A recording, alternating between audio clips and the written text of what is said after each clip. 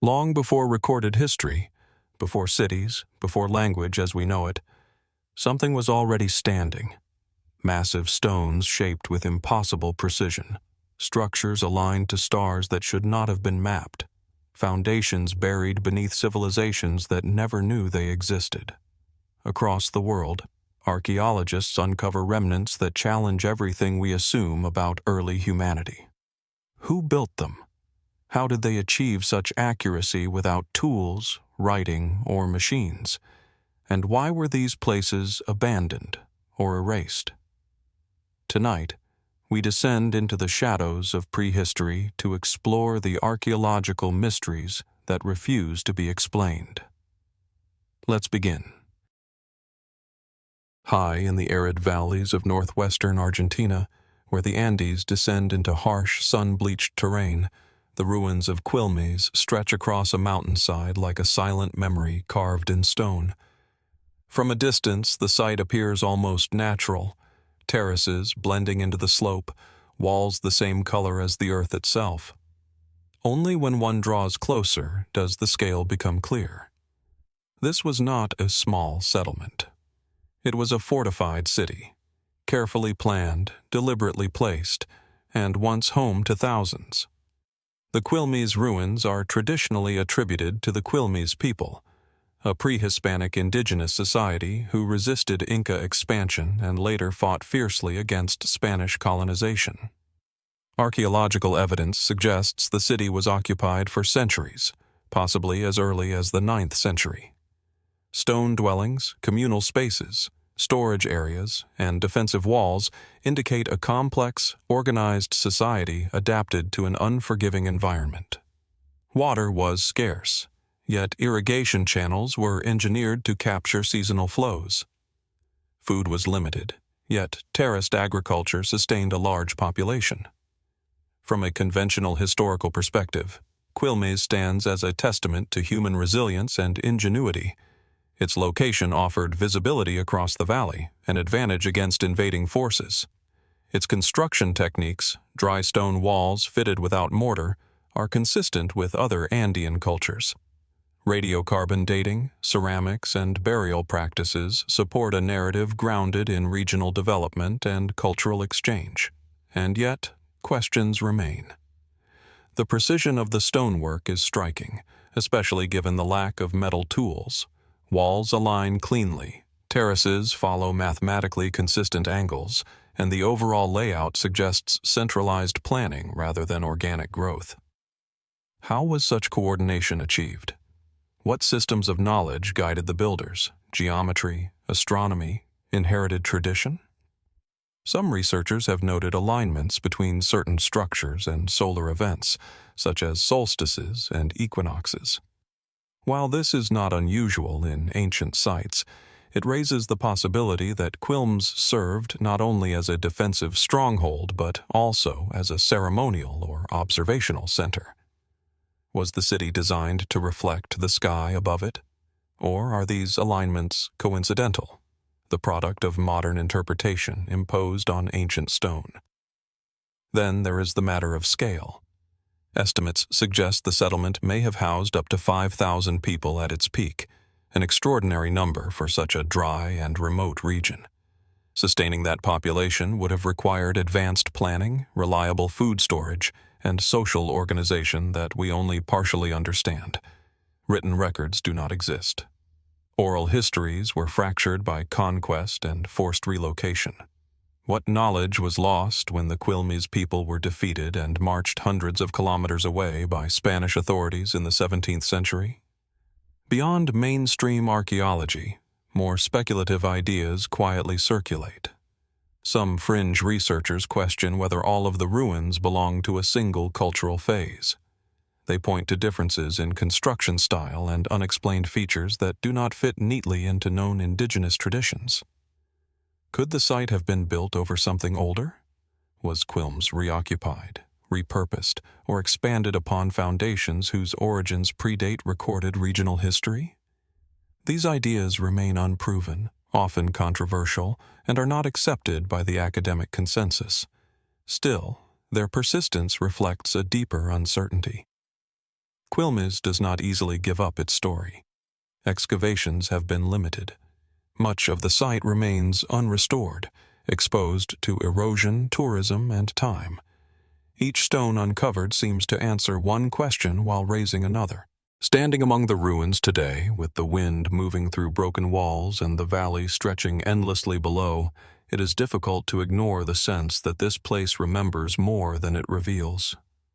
The Quilmes Ruins are not silent because they have nothing to say, but because we no longer fully understand the language in which they were built. What else lies beneath the surface waiting for the right questions to be asked? From the sun-scorched valleys of South America, where stone cities cling to mountainsides and memory lingers in silence, our journey now drifts north, across oceans, across millennia, into a quieter landscape where mystery is no less profound. Here, amid the gentle hills of Brittany in western France, another ancient structure waits, unassuming at first glance, yet carrying questions as heavy as the stone from which it was made. The Kercado Passage. Grave rests near the town of Karnak, a region already known for its dense concentration of prehistoric monuments. Low and rounded, partially concealed by grass and earth, Kercado does not announce itself with towering walls or dramatic vistas. Instead, it draws the observer inward. A narrow stone corridor leads into a circular chamber, roofed with massive slabs that have remained in place for more than 6,000 years.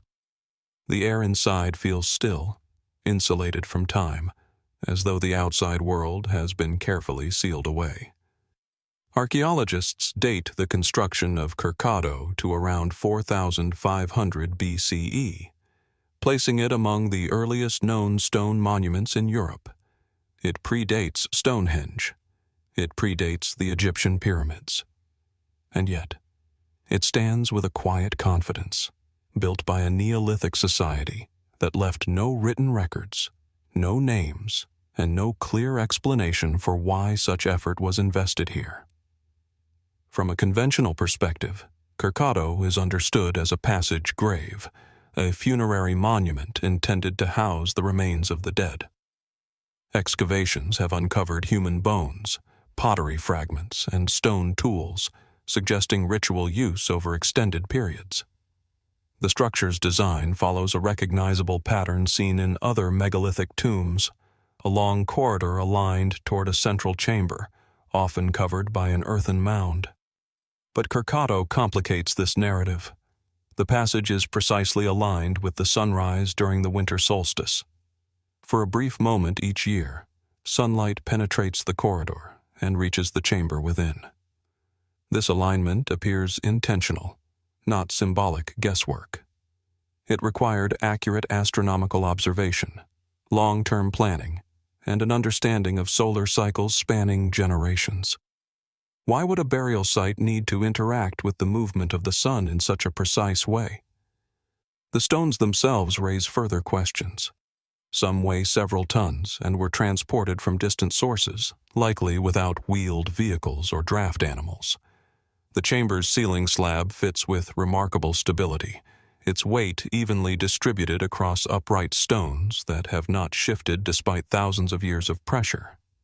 How were these stones lifted, positioned, and secured with such accuracy? And how was this knowledge shared within a society often described as technologically simple? Adding to the intrigue are the carvings etched into the stones inside the chamber. Abstract symbols, lines, curves, and shapes that resist easy interpretation appear on several surfaces. Mainstream archaeology suggests these may represent tools, animals, or symbolic motifs tied to belief systems now lost. Others note their resemblance to patterns found in distant regions, sparking questions about cultural transmission. Were these shared symbols the result of migration, trade, or something more abstract, an inherited visual language passed down through time? Some fringe interpretations push further, proposing that Kercado and nearby monuments were part of a broader network, sites positioned deliberately across the landscape, connected by geometry rather than roads. From this perspective, the grave was not merely a tomb, but a node in a system designed to mark time, track celestial movement, or even influence human consciousness. These ideas remain speculative, unsupported by definitive evidence, yet they persist because the site continues to resist complete explanation. What is clear is that Kercado was not built casually. Its orientation, construction, and endurance suggest purpose layered upon purpose. Death alone may not fully account for it, nor does ritual, at least as we understand it today. Whatever took place inside this stone chamber mattered deeply to the people who built it, enough to justify years of labor and a design that has outlasted entire civilizations. Standing within the passage, as light fades and the outside world narrows to a thin line at the entrance, it becomes difficult to see Kercado as merely a relic. It feels more like a message, carefully composed, deliberately encoded, and addressed to a future that its builders could never have imagined. And so the question lingers, as it does at so many ancient sites. Were these stones meant only to honor the dead, or were they built to speak, to time, to the sky, or to us? And if they were speaking, are we certain we are listening in the right way?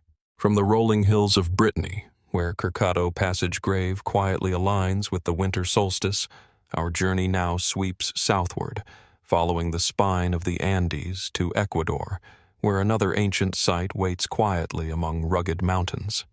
Here, amidst jagged peaks and narrow valleys, the lesser-known structures of Ingapirca emerge, stone remnants of a civilization whose ingenuity continues to confound archaeologists and historians alike. Unlike the famed Temple of the Sun, whose massive stones dominate the center of the site, these smaller constructions blend into the landscape, modest yet precise, their significance often overlooked. And yet, their very existence raises questions that ripple far beyond their unassuming facades. The Ingapirca complex, located in the Cañar province, is traditionally associated with the Cañari people, later incorporated by the Inca during their northern expansion. Archaeological studies suggest the site served multiple purposes: ceremonial, administrative, and perhaps even astronomical. The Temple of the Sun may be the centerpiece, but it is among the lesser structures, small stone enclosures, terraced platforms, and intricate walls, that the most perplexing mysteries linger. These constructions, often overlooked, reveal a level of sophistication in stonework, alignment, and planning that demands closer examination. Approaching the smaller terraces and walls, the first thing one notices is their flawless execution. The stones are fitted together without mortar, each block shaped and angled with meticulous care. Some are irregularly shaped yet locked together perfectly, creating walls that have endured centuries of seismic activity and torrential rains. From a conventional standpoint, this is attributed to advanced Inca masonry techniques inherited from earlier cultures. But the precision of some placements, particularly in walls not immediately adjacent to ceremonial centers, hints at knowledge of engineering and surveying that seems far ahead of its time. How did builders achieve such stability and alignment without written instruction or advanced tools? The positioning of the lesser structures adds another layer of intrigue. Many are oriented along lines that suggest a deliberate relationship to the surrounding mountains, valleys, and even water sources. In certain cases, the terraces appear to capture sunlight at specific angles during solstices or equinoxes, echoing celestial alignments found at the Temple of the Sun. Were these minor constructions simply functional, or did they form part of a broader integrated system, an invisible network connecting ritual, agriculture, and cosmology across the mountainside? And, if so, how much of this system was known only to a select few within the Cañari or Inca societies? Excavations of these smaller areas have yielded fragments of pottery, small tools, and occasional skeletal remains, suggesting domestic and ritual usage. Yet, many of these spaces are poorly understood, their exact purpose lost to time. Some researchers propose they were housing for priests or local administrators. Others suggest storage for sacred items or agricultural reserves. But certain features, like hidden niches, unusually shaped stones, or subterranean channels, resist straightforward interpretation. Could these anomalies indicate functions that were deliberately secret, intended for ceremonies or knowledge inaccessible to the general population? Or are they practical features whose original logic has simply faded over millennia? Adding to the mystery is the relationship between these minor constructions and the natural landscape. Ingapirca sits on a ridge that connects multiple valleys, yet the layout of the terraces, walls, and enclosures seems to follow more than just the topography. Some alignments point toward distant peaks or valleys where no obvious settlement exists. Others appear to trace lines of sight between different structures, suggesting the possibility of long-distance communication, observation, or ritual procession. Were these arrangements symbolic, functional, or a combination of both? And how much knowledge was required to conceive of and execute such planning across a rugged, elevated landscape? Speculative theories, though unproven, persist precisely because these questions resist conventional explanation. A few researchers have suggested that the lesser structures may encode astronomical, calendrical, or even geometric knowledge now lost. Some note apparent mathematical patterns in wall lengths and angles that imply standardized measurement systems. Others speculate that these spaces could have been used for initiatory rites or secretive astronomical observation, practices designed to preserve elite knowledge within small groups. While there is no conclusive evidence to confirm these ideas, the very possibility speaks to the sophistication and mystery of the people who built Ingapirca. What remains certain is that the lesser structures of Ingapirca are more than just minor adjuncts to the famous Temple of the Sun. They represent careful planning, precision engineering, and a deep understanding of both stone and landscape. They remind us that human ingenuity can manifest in subtle, quiet ways, not only in monumental architecture, but in spaces that appear modest at first glance. And yet, the absence of records, the erosion of oral history, and the passage of centuries leave us grasping for answers, piecing together fragments of a civilization whose full story is just out of reach. Standing on the terraces, tracing the lines of carefully placed stones, it is impossible not to feel a sense of reverence for the builders. Every wall, every angled stone, every hidden niche seems to whisper the same question. What knowledge, what purpose, what vision guided these hands so many centuries ago? And perhaps most unsettling of all, how much of it remains hidden, encoded in stone and soil, waiting for someone to notice the connections that even modern eyes can barely perceive? The lesser structures of Ingapirca do not reveal their secrets easily, but they continue to challenge us, inviting inquiry, curiosity, and a profound sense of wonder. From the quiet shadows of Brittany, where Kercado Passage Grave holds its solstice-aligned secrets, our journey now drifts south, following the contours of the Andes to Ecuador, where one of the region's most enigmatic archaeological complexes quietly presides over a high-altitude valley. While many travelers focus on the towering Temple of the Sun at Ingapirca, it is the lesser-known structures scattered across the ridge, terraces, walls, and small enclosures that invite the closest scrutiny. Here, away from the grandeur of the main temple, the mysteries are quieter but no less profound, suggesting a level of precision, planning, and purpose that challenges conventional explanations. The lesser structures of Ingapirca are often easy to overlook. Nestled among rugged terrain, their low stone walls blend seamlessly with the slopes, terraced platforms tracing the natural curves of the land. Some appear functional, storage spaces or small dwellings, while others are arranged with a geometry that seems deliberate, almost deliberate in ways that go beyond practical necessity. From a distance, they might appear simple. Up close, the craftsmanship becomes apparent. Carefully fitted stones, angles precise enough to endure centuries of seismic tremors, and walls constructed without mortar that remain astonishingly stable. The question arises immediately: how did people working without metal tools or written records manage such enduring precision? Archaeologists attribute these structures primarily to the Cañari people, who occupied this region long before the Inca arrived in the late 15th century. Radiocarbon dating and ceramic fragments suggest these terraces and enclosures were in use for hundreds of years, adapting as the site evolved under Inca influence. In conventional terms, they were likely utilitarian, housing, storage, or administrative spaces supporting both local populations and ceremonial activity at the Temple of the Sun. But their placement, orientation, and construction often exceed what would be required for mere functionality, hinting at knowledge and planning that remains difficult to fully explain. Many of the smaller terraces and walls follow angles that seem almost ritualistic, or at the very least, remarkably intentional. Some align with the slopes of surrounding mountains, forming lines of sight toward distant peaks, watercourses, or other lesser structures on the ridge.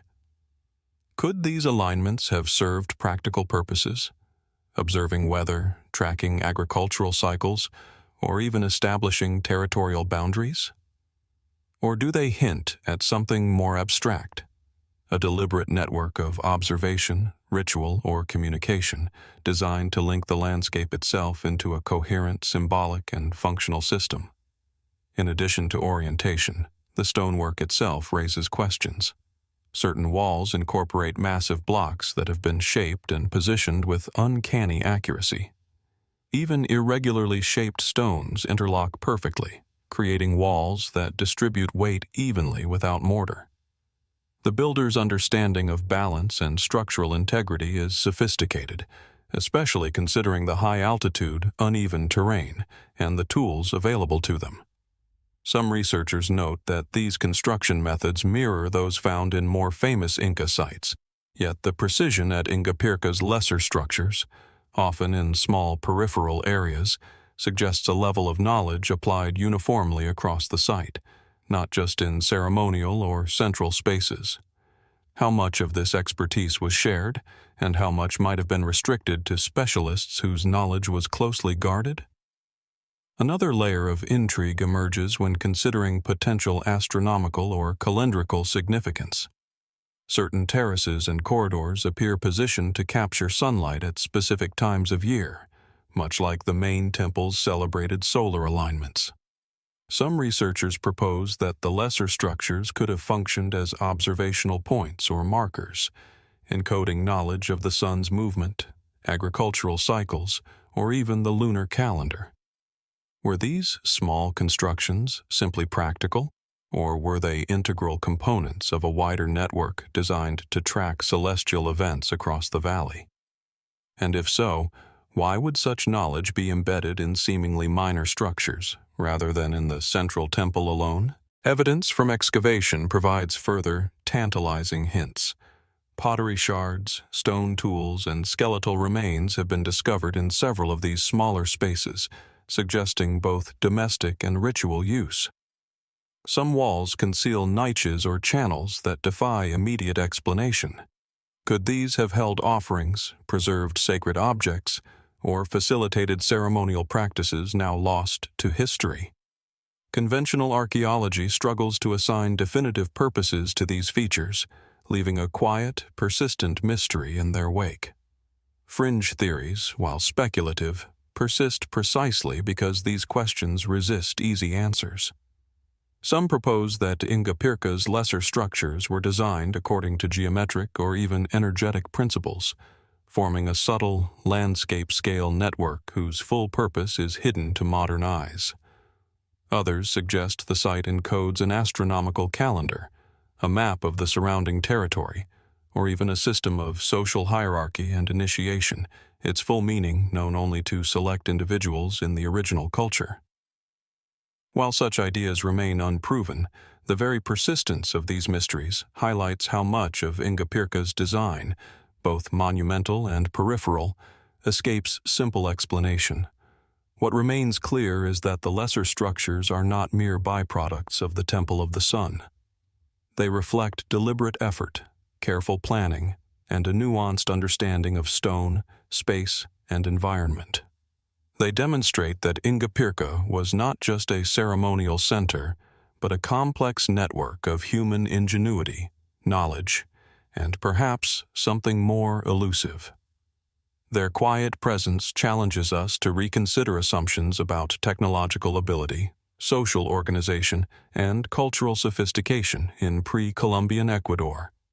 Standing among the terraces and low walls, tracing the contours of stone that have withstood centuries of wind, rain, and seismic tremors, one feels the weight of unanswered questions.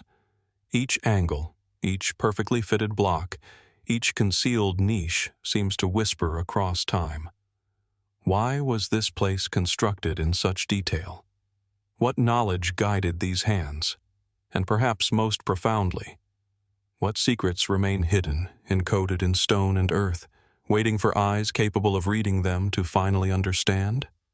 The lesser structures of Ingapirca do not announce themselves like the Temple of the Sun. They do not demand attention.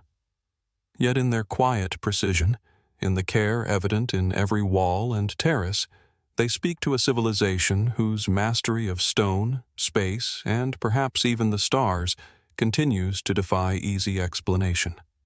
They invite us not merely to observe, but to wonder, to acknowledge that the full story of Ingapirca, like so many ancient sites, remains tantalizingly out of reach, waiting for those willing to trace the lines, read the stones, and ask the questions no one has yet fully answered. From the high-altitude terraces of Ingapirca, where carefully placed stones trace patterns of sun, sky, and human intention, our journey now turns westward, across continents and deserts, to the rugged hills of the Judean foothills in modern-day Israel. Here lies Khirbet Qeiyafa, a site that at first glance seems modest: low stone walls, remnants of fortified structures, and a sweeping view over the Ila Valley. Yet the ruins of Khirbet Qeiyafa conceal a story far more complex than their unassuming appearance might suggest, a narrative that intertwines warfare, early urban planning, and questions that linger unresolved even in modern scholarship. Perched atop a steep ridge overlooking the fertile valley below, Khirbet Qeiyafa occupies a strategic position. From this vantage, one can see for miles across undulating hills and dry riverbeds, an ideal location for monitoring movement and controlling access through the region. The site is enclosed by thick, straight stone walls, punctuated with rounded towers and gates that appear meticulously planned. Archaeologists date the construction to the late 11th or early 10th century BCE, placing it in the Early Iron Age, a period that coincides with the emergence of early kingdoms in the region. For a fortified city of this era, the precision of the layout is striking. Walls are uniformly wide, gates are carefully aligned, and internal streets seem planned rather than haphazardly formed. Mainstream scholarship frames Khirbet Qeiyafa as a frontier settlement, likely designed to guard against Philistine incursions and consolidate early Judahite power. Excavations have revealed two distinct gates, each leading to a network of stone-lined streets, public buildings, and storage rooms. Pottery, tools, and animal bones suggest daily life alongside military readiness. Carbon dating places the city firmly within a critical transitional period, when small, loosely organized communities were beginning to coalesce into centralized polities. From this perspective, Khirbet Qeiyafa stands as an extraordinary example of early urban planning in the Levant, offering insight into political and social organization at a formative moment in history. Yet, as with many ancient sites, the more we examine, the more questions emerge. The very speed and scale of construction at Khirbet Qeiyafa challenge conventional assumptions about early Iron Age societies. The walls alone required enormous labor, quarrying and transporting heavy stones across uneven terrain. The level of planning suggests coordinated labor and a centralized authority capable of mobilizing resources efficiently. Who organized this work? What motivated the builders to invest such effort in a settlement that seems to have been occupied for only a brief period, perhaps as few as a generation? Some aspects of Khirbet Qeiyafa defy straightforward interpretation. The city's layout, while orderly, deviates in subtle ways from other contemporary settlements. Certain buildings exhibit unusual features: curved walls, unexpected interior chambers, and niches that do not align with functional use. Scholars debate their purpose: storage, ritual, administrative functions, or something else entirely. The discovery of inscriptions, brief, enigmatic symbols scratched into pottery shards, adds another layer of intrigue. While widely considered among the earliest examples of Hebrew writing, their brevity and cryptic content leave more questions than answers. Could they indicate literacy among a wider population than previously assumed? Were they meant for record-keeping, ritual, or something more secretive? Beyond structural puzzles, Khirbet Qeiyafa also raises broader questions about the people who inhabited it. Excavations reveal strict dietary practices and unusual patterns of food consumption, suggesting a highly organized society with social rules extending even to what people ate and when. Some scholars propose that the city's inhabitants practiced religious or cultural taboos more rigidly than neighboring groups, hinting at early centralized belief systems that remain largely speculative. And yet, despite these indications of social complexity, the settlement's abandonment appears sudden, leaving no clear evidence of conquest, natural disaster, or epidemic. Why was such a carefully constructed city deserted after a single generation? Speculative theories, though controversial, continue to circulate because conventional explanations seem incomplete. Some suggest Khirbet Qeiyafa may have functioned as a ceremonial or administrative hub rather than a purely defensive settlement, a prototype of urban planning tied to emerging state structures. Others propose it could have been a center for training or a repository of knowledge, designed with symbolic as well as practical considerations in mind. The site's orientation towards surrounding hills and valleys, the geometry of its gates, and the placement of internal structures hint at intentional planning that extends beyond mere convenience. What knowledge guided these choices, and how much has been lost with the passage of time? Khirbet Qeiyafa also invites reflection on the limits of modern interpretation. Archaeology can reconstruct walls, streets, and artifacts, but it cannot fully capture human intent, social hierarchy, or ritual significance. Every stone, every gate, every scratch on a shard may carry meaning that has faded from memory, leaving only traces that tantalize the imagination. The city speaks to a sophisticated society capable of remarkable organization and planning. Yet its story remains incomplete, framed by fragments, conjecture, and enduring mysteries. Standing atop the ridge today, looking down over the Ila Valley where battles may have been fought and political power asserted, one senses both the clarity and the opacity of Khirbet Qeiyafa. The walls are real, the streets measurable, the artifacts tangible, but the human decisions that shaped them remain elusive. Why was the city built with such precision? And why was it abandoned so swiftly? What social, political, or spiritual forces guided its creation? And what secrets lie buried beneath the stones, waiting to be discovered by those who look closely enough to notice the subtle signs left by a civilization that existed at the threshold of history? Khirbet Qeiyafa challenges our assumptions about the early Iron Age, urging us to reconsider what was possible for societies that we often underestimate.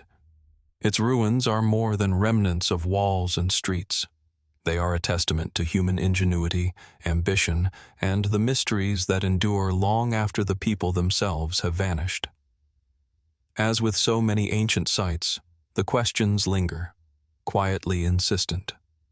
What do these stones still hold? And how much of the story will we never truly know?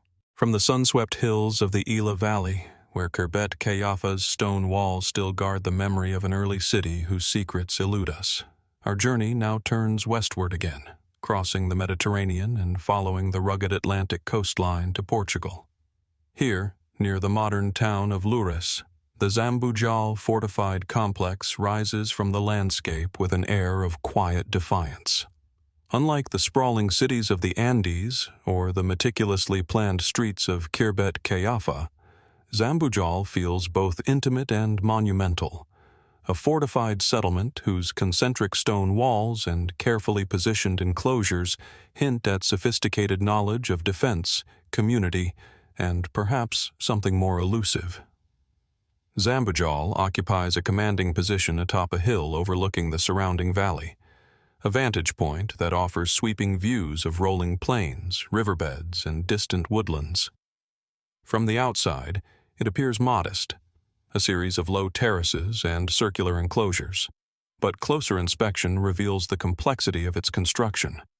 Multiple concentric walls, some over 2 meters thick, radiate outward from central spaces, interspersed with towers, gateways, and passages designed for controlled access. Excavations indicate that the settlement was occupied during the Late Bronze Age, roughly 1300 to 800 BCE. Yet the sophistication of its fortifications is remarkable for a community of its time.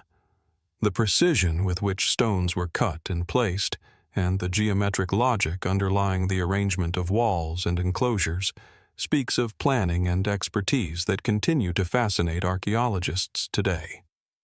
Mainstream interpretations suggest Zambujal was primarily a defensive settlement, built to protect its inhabitants from raids or regional conflicts. Indeed, the thick walls, strategically positioned gates, and elevated locations support this view. Archaeologists have uncovered domestic areas, storage pits, and evidence of metallurgy, indicating that daily life was intertwined with protection and industry. In many ways, Zambujal appears as a well-organized community, balancing the necessities of survival with social cohesion, trade, and local governance. And yet, as with so many ancient sites, the more one examines Zambujal, the more questions arise. The concentric walls do not simply encircle the settlement, they create layers of space, some of which appear deliberately restricted or reserved. Certain enclosures lack obvious domestic features, while others contain unusually shaped stone platforms whose function is not immediately apparent. Were these areas used for ceremonial purposes, or did they serve as spaces of social or political control, accessible only to select individuals? The answers remain elusive, obscured by the passage of time and the limits of our understanding. Adding to the intrigue is the construction itself. The walls incorporate large, irregular stones fitted together with remarkable precision, sometimes forming curved sections that would resist the forces of erosion and potential attack. This level of engineering, combined with the extensive labor required to quarry, transport, and shape the stones, implies a well-organized workforce and leadership capable of directing complex construction projects. How was this knowledge preserved and transmitted within the community?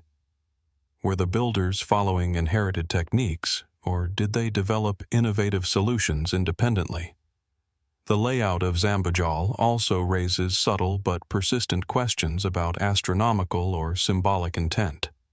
Some researchers have noted alignments between the central enclosures and the movements of the sun at solstices, as well as potential connections with nearby hills and watercourses.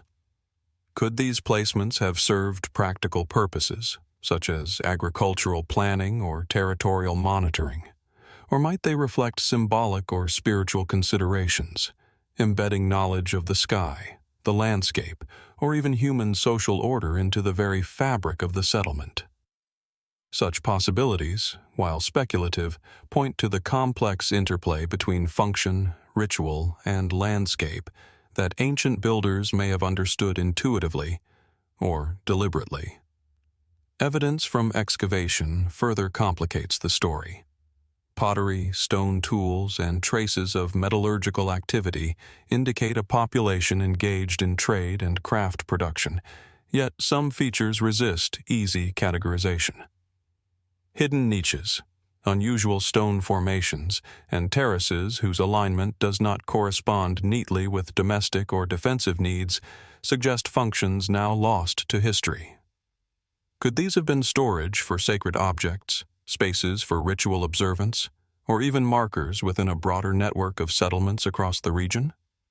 While definitive answers remain elusive, the persistence of these anomalies invites curiosity and speculation.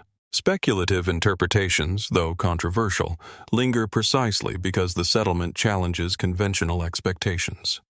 Some suggest Zambujal's concentric design may encode knowledge of social hierarchy, astronomical cycles, or landscape geometry.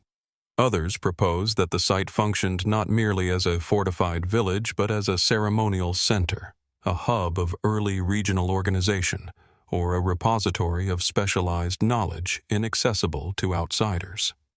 These ideas remain unproven, yet they endure because Zambujal resists simple categorization. Every stone, every wall, every enclosed space hints at intention, purpose, and understanding that we cannot fully grasp. What is certain is that Zambujal's builders were capable of remarkable achievement. They created a settlement that balances defense, functionality, and spatial organization with an artistry and precision that continues to awe modern observers. Yet, as with so many ancient sites, its full story remains partially obscured. The walls, terraces, and enclosures are real and measurable, but the human decisions that shaped them, the knowledge that guided their construction, and the social or spiritual forces that inspired them are more elusive. Standing atop the central enclosure today, gazing across the Atlantic-facing hills and valleys that the inhabitants of Zambujal once monitored, one senses both clarity and mystery. The settlement stones speak of organization, labor, and human ingenuity, but they also speak of choices and knowledge now lost. Why were the walls arranged with such precision? What roles did the restricted or unusual spaces play? And perhaps most profoundly, what secrets lie buried beneath the terraces, encoded in stone and earth, waiting for those willing to notice and ask the questions no one has yet fully answered? Zambujal Fortified Complex is more than a fortified village. It is a testament to human ambition, intelligence, and the capacity to impose order and meaning upon the landscape. Yet its mysteries endure, quietly defying replication or explanation. It challenges us to consider the limits of what we know, the ingenuity of those who lived thousands of years ago, and the hidden knowledge that may still be locked in the stones, waiting for the patient and perceptive to uncover. From the windswept hills of Portugal, where Zambujal's concentric walls speak of Bronze Age precision and human ingenuity that challenges replication, our journey now moves across continents and oceans, deep into the lush tropical plains of northern Cambodia. Here, amidst dense forests and meandering rivers, lie the remains of Sambor Prei, a series of ancient brick temples whose quiet majesty and intricate construction have survived more than a millennium of time, climate, and human upheaval. Unlike stone megaliths or fortified settlements elsewhere, these structures are built of baked clay, their red-orange bricks arranged in forms that remain precise, delicate, and enduring in ways that continue to intrigue archaeologists and engineers alike. Sambor Prei occupies a sprawling area in Kampong Tom province, once the heart of Chenla, a pre-Angkorian kingdom that thrived between the 6th and 9th centuries, CE. The temples are organized into clusters, each dedicated to specific deities, with courtyards, towers, and sanctuaries carefully aligned along axes that suggest both ritual and administrative planning. At first glance, the complex is a labyrinth of brickwork, stepped terraces, and doorways crowned with intricate carvings. The detailed patterns of brick bonding, the precision of lintels and corbels, and the durability of structures exposed to tropical rains and seismic activity pose an immediate question. How did these ancient builders create such refined forms with what appears to be relatively simple technology? Archaeologists note that the temples were constructed using fired bricks, bonded with a rare form of clay mortar, mixed with organic additives such as plant fibers and sand, which allowed the material to set both firmly and flexibly. The alignment of the temples, the symmetry of the courtyards, and the integration of waterways suggest a sophisticated understanding of engineering, hydraulics, and urban planning. At the same time, inscriptions and sculptures indicate an awareness of cosmology, religious ritual, and the projection of political authority. The combination of technical mastery and symbolic design raises questions about the knowledge systems of the Chenla civilization. How much was empirical, learned through generations of practice, and how much might have been guided by principles now lost to us? Even within the framework of mainstream archaeology, Sambor Prei presents puzzles. The construction of tall towers and corbelled roofs using bricks requires precision to prevent collapse, especially in a region prone to heavy monsoon rains. Some temple clusters incorporate multiple tiers and interlocking enclosures, whose angles appear meticulously calculated to distribute weight and resist lateral movement. Could such engineering feats have been achieved purely through trial and error, or does it suggest a body of architectural knowledge passed down in ways we cannot fully reconstruct today? Beyond technical considerations, the site also invites questions about social organization and ritual practice. Sambor Prei layout suggests hierarchical access. Central towers were likely reserved for priests or rulers, while surrounding enclosures accommodated communities of worshippers, artisans, and administrators. Yet some smaller, peripheral temples display unusually sophisticated brickwork or unusual carvings that are not easily explained by simple functional hierarchy. Were these spaces reserved for specific ceremonies, secret knowledge, or elite initiates? And if so, how was such specialized knowledge preserved and transmitted in a society with limited literacy? Some researchers have speculated on symbolic or astronomical aspects embedded in the complex. Certain temple axes appear to align with solstices or cardinal directions, while other structures form geometric patterns over the landscape when viewed collectively.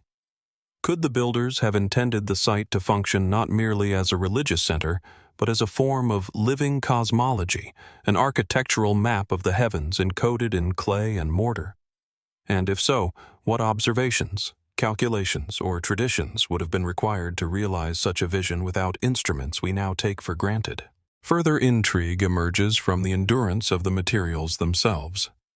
While brick temples elsewhere in the region have collapsed under centuries of monsoon and decay, many structures at Sambor Prei remain remarkably intact. The organic additives in the mortar, the precise firing of bricks, and the strategic use of drainage and terraces all demonstrate knowledge that allowed these buildings to survive where others have crumbled. How much of this represents deliberate innovation, and how much has been lost to history? Could there have been specific recipes, techniques, or rituals to guide construction that are now irretrievably forgotten? Speculative theories, while controversial, persist because conventional explanations cannot fully account for the combination of precision, durability, and subtle design at the site. Some suggest the complex was part of a broader, regional network of ceremonial centers connected through cosmology, geography, or shared engineering knowledge. Others propose that the builders encoded sacred geometry or encoded cosmological principles in ways that modern observers struggle to decode. While there is no definitive evidence to confirm these ideas, their persistence reflects the depth of mystery embedded in each brick, lintel, and carved doorway. Walking through the narrow corridors, across terraced platforms, and beneath archways that have withstood centuries of wind, rain, and human upheaval, it is impossible not to sense intention in every detail. Every brick seems deliberately placed, every corridor calculated, every sanctuary carefully oriented. Sambor Prei is not merely a collection of temples. It is a statement of devotion, knowledge, and mastery over materials, space, and perhaps even the natural world. And yet, for all its ingenuity, the site retains its mysteries. Why were these precise techniques developed at this particular moment in history? How much of the knowledge required to construct, align, and maintain these structures has been lost? And perhaps most hauntingly, what secrets remain hidden within the bricks, buried beneath terraces, or encoded in patterns we have yet to recognize? Sambor Prei challenges our assumptions about early civilizations, reminding us that human creativity, technical skill, and symbolic sophistication have existed for millennia in forms that continue to defy replication. It stands as both a monument to human ambition and a quiet enigma, inviting us to study, to marvel, and above all, to wonder what else might still be waiting to be understood. From the sun-drenched brick temples of Cambodia, where Sambor Prei still whispers of architectural precision and long-lost knowledge, our journey now crosses continents and centuries to the high valleys of Oaxaca, Mexico. Here, atop a gently sloping plateau overlooking fertile river plains, lies the ancient Zapotec city of Yagul, a site that conceals one of its most enigmatic features in plain sight, an ancient observatory perched like a sentinel above the ceremonial center. Unlike massive pyramids or fortified settlements, the observatory is subtle, almost understated, a series of terraces, sightlines, and carefully placed stone markers that collectively suggest a sophisticated understanding of the heavens, encoded directly into the landscape. The observatory occupies a commanding position, offering uninterrupted views of the surrounding valley, distant mountains, and the horizon itself. From this vantage, the rising and setting sun, the movements of the moon, and the cycles of Venus would have been visible to those who knew where and how to look. At first glance, the structures appear simple: platforms, walls, and niches of stone arranged with a symmetry that seems almost natural. Yet closer inspection reveals precise alignments, carefully leveled terraces, and openings in walls that frame celestial events at specific times of year.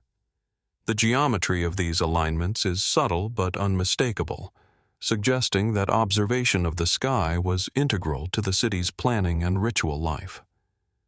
Mainstream archaeology places the construction of Yagul between roughly 500 BCE and 1000 CE, during the height of Zapotec civilization.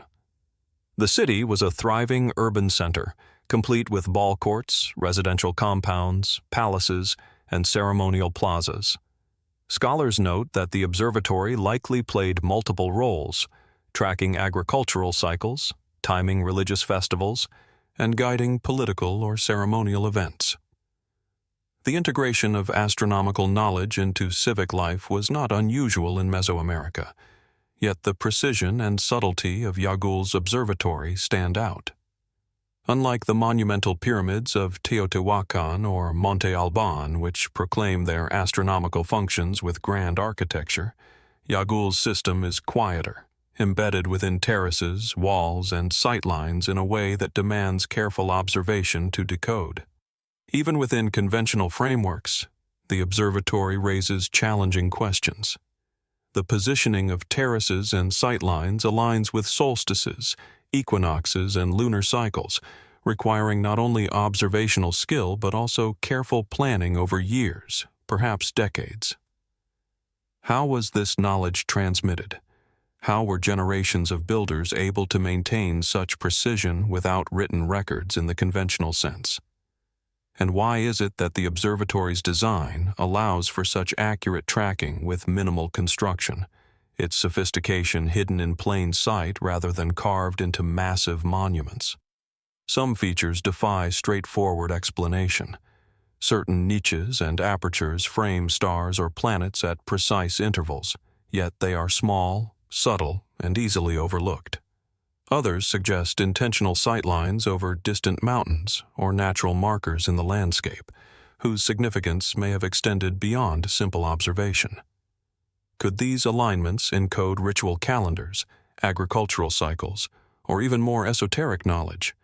And if so, was this knowledge restricted to an elite class of priests or astronomer priests, or did it permeate broader society? The answers remain speculative, constrained by fragmentary evidence and the passage of centuries. Adding to the intrigue is the construction of the terraces themselves. Stone walls are carefully leveled and reinforced, designed to endure the seismic activity common to the region. Some terraces incorporate small recesses or markers that seem unrelated to domestic or defensive purposes. Could these have served as reference points for celestial tracking, or perhaps for ceremonial observation?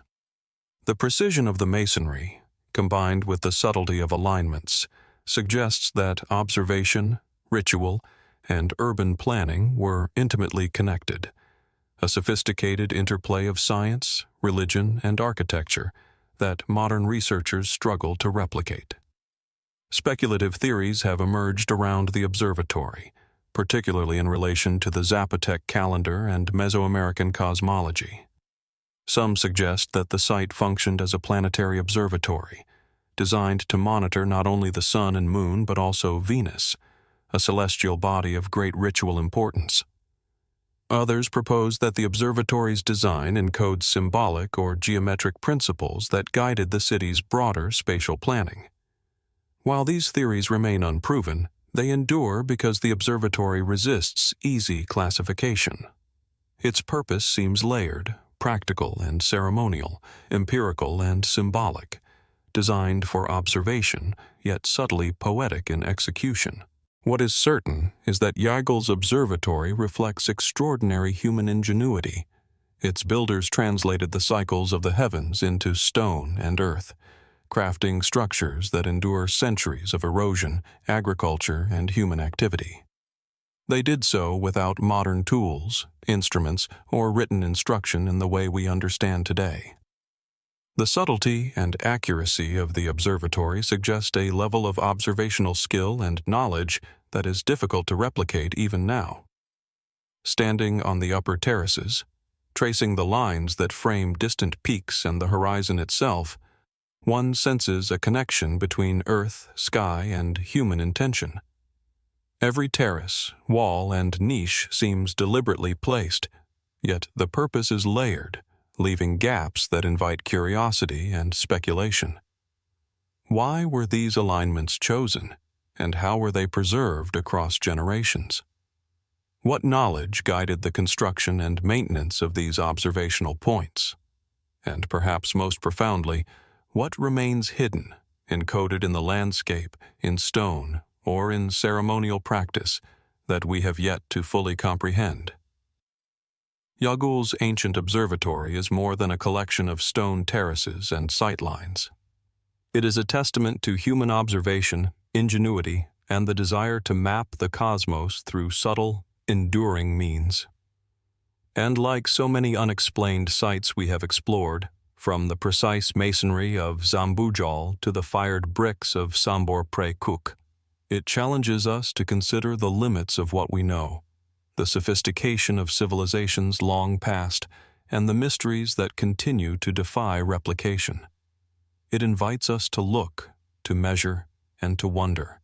What secrets are still waiting to be revealed among the stones, terraces, and skies of Yagul? From the sun-drenched terraces of Yagul, where stone platforms align subtly with celestial events, our journey now returns to the ancient cradle of the Fertile Crescent, moving eastward across the Levant to the Syrian steppe. Here, on the windswept plains near the Euphrates, lies Jerf el Ahmar, a settlement whose unassuming mud brick structures conceal extraordinary insight into some of humanity's earliest experiments with communal life.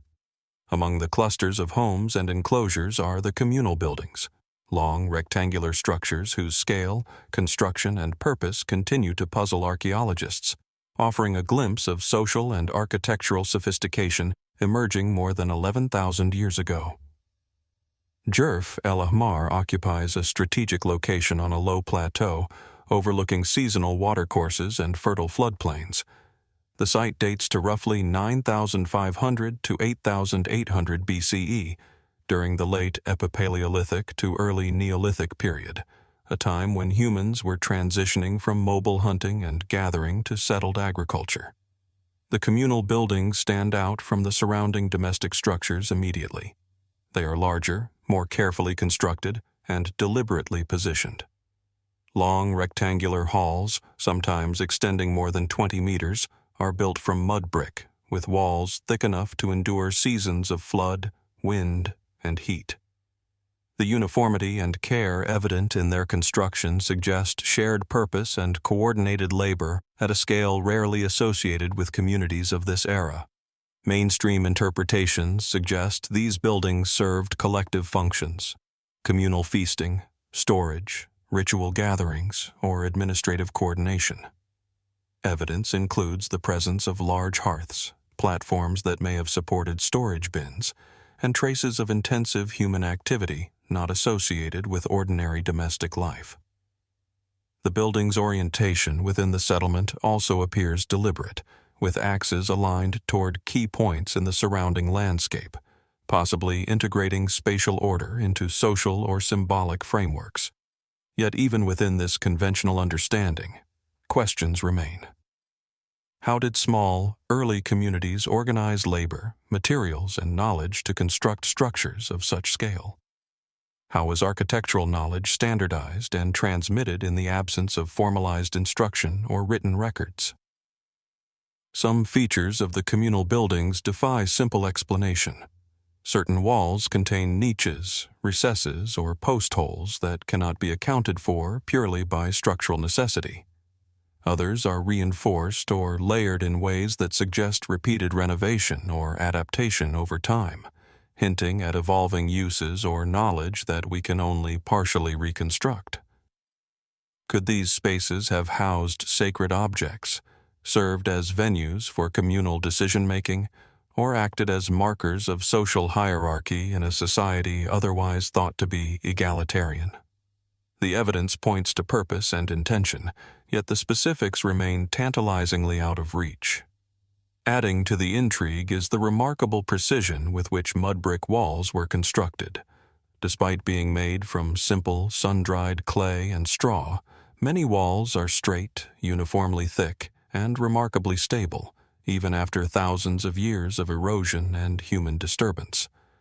How did early builders understand load distribution, alignment, and long-term durability without formal engineering?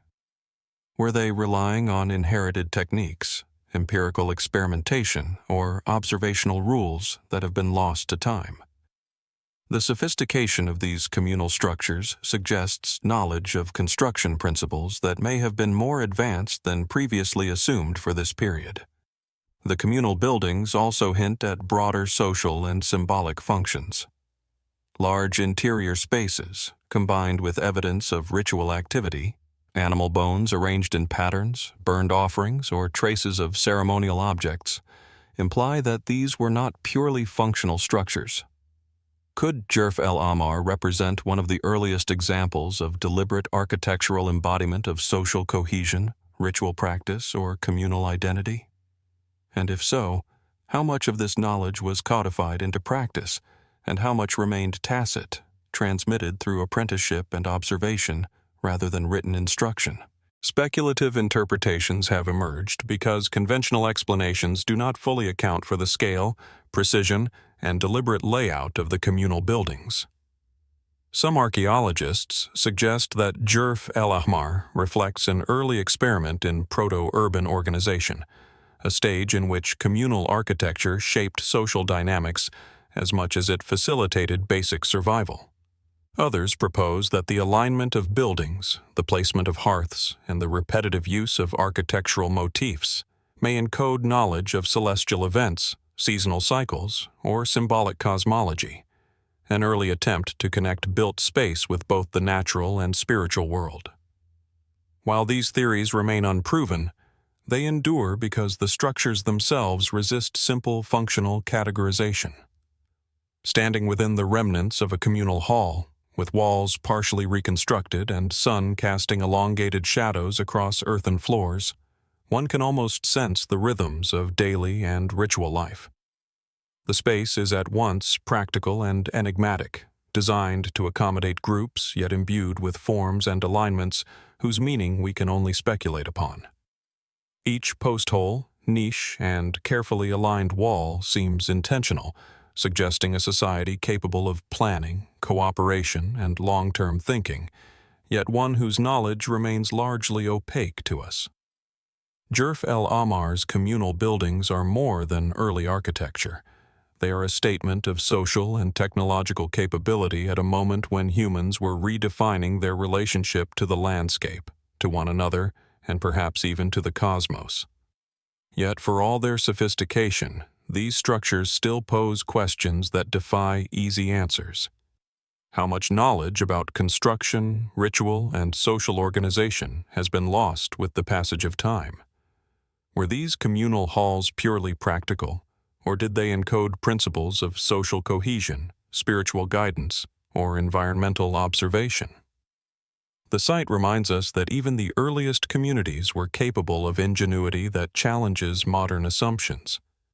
Its walls, terraces, and interior spaces speak to labor, planning, and intention, yet they leave gaps that invite curiosity.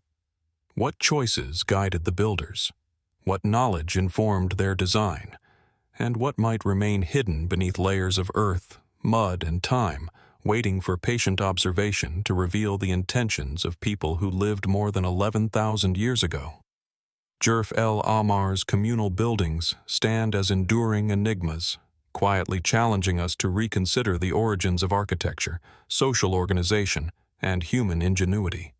They beckon us to study, to question, and to wonder, not merely at what is visible, but at what knowledge and purpose may be concealed within these ancient mud-brick walls, waiting to be rediscovered by those willing to look closely enough to notice. From the windswept plains of Jerf el Ahmar, where mud-brick communal halls quietly preserve the ingenuity of some of humanity's earliest settlements, our journey now moves across continents and oceans to the shimmering coastlines of East Africa. Along the Indian Ocean, amidst the gentle sway of palms and the salt-tinged breeze, lie the ruins of Songo Mnara, a Swahili settlement whose coral stone foundations hint at a civilization that flourished in trade, craftsmanship, and architectural sophistication, and whose methods continue to defy easy replication. Here, the interplay of stone, coral, and environment creates a landscape that is both delicate and enduring, whispering questions about knowledge, skill, and cultural connection. Songo Mnara is perched on a small island off the southern Tanzanian coast, part of a network of settlements that once linked the Swahili coast from modern-day Somalia to Mozambique. At first glance, the site seems modest. Low walls, scattered foundations, and the remains of narrow streets threading between compounds. Yet the details reveal remarkable planning and mastery of materials. The foundations, constructed from coral rag, blocks cut from fossilized coral reefs, are laid with precision, often bonded with lime mortar derived from burned coral, creating walls and enclosures capable of withstanding centuries of exposure to heat, wind, and humidity. The coral itself, fragile and irregular, presents unique challenges for construction. How did builders manipulate such a material to create enduring structures, particularly without the heavy machinery or advanced tools of later centuries? Archaeologists date Songo Mnara to roughly the 14th to 16th centuries CE, during the height of Swahili city-states that thrived on trade with Arabia, India, and even China. Excavations reveal mosques, houses, cisterns, and marketplaces, indicating a society that was sophisticated, interconnected, and cosmopolitan. The foundations themselves are often carefully leveled and aligned along planned axes, suggesting advanced knowledge of both geometry and spatial organization. Even the smallest enclosures display consistency in dimension and placement, implying coordinated planning and skilled labor. Despite these conventional explanations, Songo Mnara raises questions that continue to intrigue researchers. Coral is difficult to shape and highly susceptible to erosion. Yet many of the foundations remain remarkably intact, their corners sharp, their alignments true. How were these builders able to shape, transport, and fit coral so precisely, especially considering the absence of modern cutting tools? What techniques allowed the foundations to endure centuries of tropical weather, tides, and shifting sands? The answers remain partly speculative, yet the evidence demonstrates a level of mastery that suggests specialized knowledge preserved across generations. The layout of Songo Mnara adds another layer of mystery. Buildings are clustered yet oriented to optimize airflow, shade, and access to water, while mosques and public spaces follow cardinal directions and axes that may carry religious or cosmological significance. Some researchers speculate that the placement of certain compounds or streets may have been informed by local astronomy or geomancy, while others suggest practical considerations dominated: defense, proximity to the harbor, and social hierarchy. Was this balance of function, ritual, and environmental adaptation intentional? Or did it emerge organically through centuries of accumulated practice? Evidence of daily life provides additional intrigue. Pottery fragments, imported beads, and remnants of metalwork suggest a wealthy and connected community. Yet certain features, such as hidden courtyards, elevated platforms, and foundations with unusually thick or reinforced walls, hint at purposes that extend beyond domestic use. Could these structures have supported ceremonial activity, clandestine gatherings, or specialized craft production? Were they designed to impress, to inspire, or to control? The subtlety of these architectural choices suggests a sophisticated understanding of space, hierarchy, and perhaps even social psychology embedded directly into the built environment. Speculative theories emerge precisely because conventional explanations cannot fully account for the combination of precision, durability, and subtlety observed at Songo Mnara. Some researchers propose that the settlement may have incorporated symbolic geometry or encoded cultural knowledge into its foundations, a silent language written in coral and lime. Others suggest that the technical mastery demonstrated in the foundations may have originated in older, now lost traditions of coral construction along the East African coast, passed down through apprenticeship and practice rather than text. While these ideas remain unproven, they reflect the enduring fascination with a site that continues to resist easy replication. Standing among the coral foundations, tracing the lines where walls once rose, and imagining the daily bustle of traders, artisans, and families, it becomes clear that Songo Mnara is more than a series of ruins. Each coral block, carefully cut and placed, carries evidence of deliberate labor, skill, and understanding of material properties. Yet the deeper knowledge, the precise techniques, the social coordination, and the cultural insight that guided construction, remains largely invisible.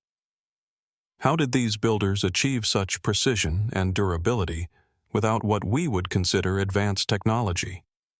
And what else might remain hidden beneath the foundations, waiting for the patient observer to uncover? Songo Mnara challenges assumptions about the capabilities of pre-modern societies, reminding us that ingenuity and expertise can exist in forms that are subtle, distributed, and remarkably resilient. The coral foundations endure not only as structural bases but as silent witnesses to a society that blended practicality, artistry, and environmental understanding in ways that are difficult to replicate today. They invite reflection on the limits of our knowledge, the sophistication of Swahili civilization, and the mysteries that persist in every carefully laid stone. The site is a quiet enigma, a reminder that human skill and creativity can manifest in forms both fragile and enduring. As the ocean breeze moves across the island, brushing against coral walls that have stood for centuries, one cannot help but wonder, what knowledge, what techniques, and what cultural wisdom guided these builders? And perhaps most profoundly, what remains undiscovered, encoded in the foundations, in the streets, and in the very coral itself, waiting for those willing to observe with patience, curiosity, and care. Songo Mnara's coral stone foundations are more than remnants of habitation. They are enduring puzzles, inviting us to marvel at human ingenuity, to question the limits of replication, and to imagine the lives and knowledge of those who shaped stone, space, and society along the shores of the Indian Ocean centuries ago. From the coral foundations of Songo Mnara, where ancient hands shaped delicate yet enduring structures along the East African coast, our journey now turns northward, across seas and centuries, to the wind-swept hills of Anglesey in Wales. Here, amidst verdant fields and the whisper of coastal winds, lies Bryn Celli, a Neolithic passage tomb whose stones and earthen mound conceal mysteries that continue to captivate archaeologists and historians alike. Unlike the sprawling settlements or fortified complexes we have seen, this tomb is intimate, precise, and deeply enigmatic, a silent monument to human observation, ritual, and perhaps knowledge we can only glimpse. Bryn Celli sits atop a gentle rise, its circular mound rising subtly from the surrounding landscape. Encircling the mound are low curbstones, carefully arranged to define the sacred perimeter. Within, a narrow passage leads to a central chamber, constructed from massive stone slabs whose weight and placement speak to both ingenuity and determination. The alignment of the passage is striking. On the summer solstice, the rising sun illuminates the chamber, casting a shaft of light deep into the heart of the tomb. Even today, with modern knowledge of astronomy, the precision required to achieve such an alignment is remarkable, prompting questions about the observational skill and planning of Neolithic builders. Archaeologists date the current passage tomb to around 3000 BCE, though evidence suggests the site was used for ceremonial purposes even earlier, as a ritual henge once marked the landscape. Excavations have revealed human remains, pottery fragments, and carved stone motifs within the mound, suggesting that Bryn Celli served both as a burial site and a ceremonial center. Yet the reasons for its exact orientation, the choice of stones, and the meticulous construction of the passage remain only partially understood. How did communities of the Neolithic period conceptualize space, light, and time in ways that allowed them to create structures so precisely aligned with celestial events? The alignment with the summer solstice raises questions about the builders' observational methods. Without compasses, clocks, or advanced surveying instruments, how did they determine the point on the horizon where the sun would rise thousands of years later? Did they track the sun's movement across seasons over generations, refining their measurements through observation, oral tradition, and ritual practice? The precision of the alignment suggests a continuity of knowledge that must have been meticulously preserved, yet the methods remain elusive, leaving modern researchers to wonder at the ingenuity of Neolithic society. Beyond astronomy, the construction itself invites speculation. The passage is narrow, flanked by massive slabs set with apparent care to maintain stability. The chamber walls and capstones bear evidence of deliberate shaping and placement, their proportions designed to create a space that is both structurally sound and symbolically resonant. Some stones bear carvings, serpentine lines, spirals, and grooves that remain difficult to interpret. Were these decorations purely aesthetic, symbolic representations of spiritual concepts, or guides for ceremonial use? And how were such heavy stones transported and positioned with the limited tools of the era? Further intrigue comes from the tomb's relationship with the surrounding landscape. Bryn Celli is positioned near water sources, lines of sight to other Neolithic monuments, and natural features that may have held ritual significance. Was its location chosen for practical, spiritual, or astronomical reasons, or some combination of all three? Could the mound have functioned as a calendar, a ceremonial site, or a marker of territorial or social identity, integrating human activity into a landscape carefully observed over generations? The answers remain speculative, yet the coherence of the site suggests intention, insight, and knowledge that modern eyes struggle to fully reconstruct. Speculative theories abound, in part because Bryn Celli challenges simple interpretation. Some researchers propose that the site encodes knowledge of solar and lunar cycles, guiding agricultural or ceremonial timing. Others suggest symbolic or spiritual meanings embedded in the mound's geometry, the carvings on its stones, or the interplay of shadow and light. Certain grooves and cup marks on stones have been linked to rituals, star maps, or even acoustic properties within the chamber, though none of these interpretations is definitive. The monument's layered complexity resists single explanations, leaving the Neolithic builder's full intentions tantalizingly out of reach. Standing within the passage, one can feel the deliberate narrowing of space, the shift from the open mound to the intimate chamber. When the summer sun strikes the inner walls, light fills the space in a way that transforms stone into a conduit of observation, ritual, and human experience. It is a reminder that the builders of Bryn Celli were not merely constructing a tomb, they were shaping a relationship between people, sky, and earth. And yet, for all its precision, much of the monument's meaning is obscured. Why was this alignment so critical? How did builders achieve it so precisely? And what other knowledge, astronomical, ritual, or social, was encoded in ways we have yet to recognize? Bryn Celli stands as both a technical and cultural enigma. Its stones, alignment, and carvings testify to extraordinary planning, observation, and craftsmanship. The tomb challenges our assumptions about what Neolithic communities were capable of achieving, showing a sophistication that belies the simplicity of tools and technology available at the time. And yet, it leaves gaps, spaces where knowledge, practice, and intention have been lost to the millennia, waiting for interpretation. As the wind moves across the Anglesey fields and sunlight touches the edge of the mound, the monument remains quiet, enduring, and enigmatic. Bryn Celli is a testament to human ingenuity, observation, and ritual imagination, a place where light, stone, and landscape converge.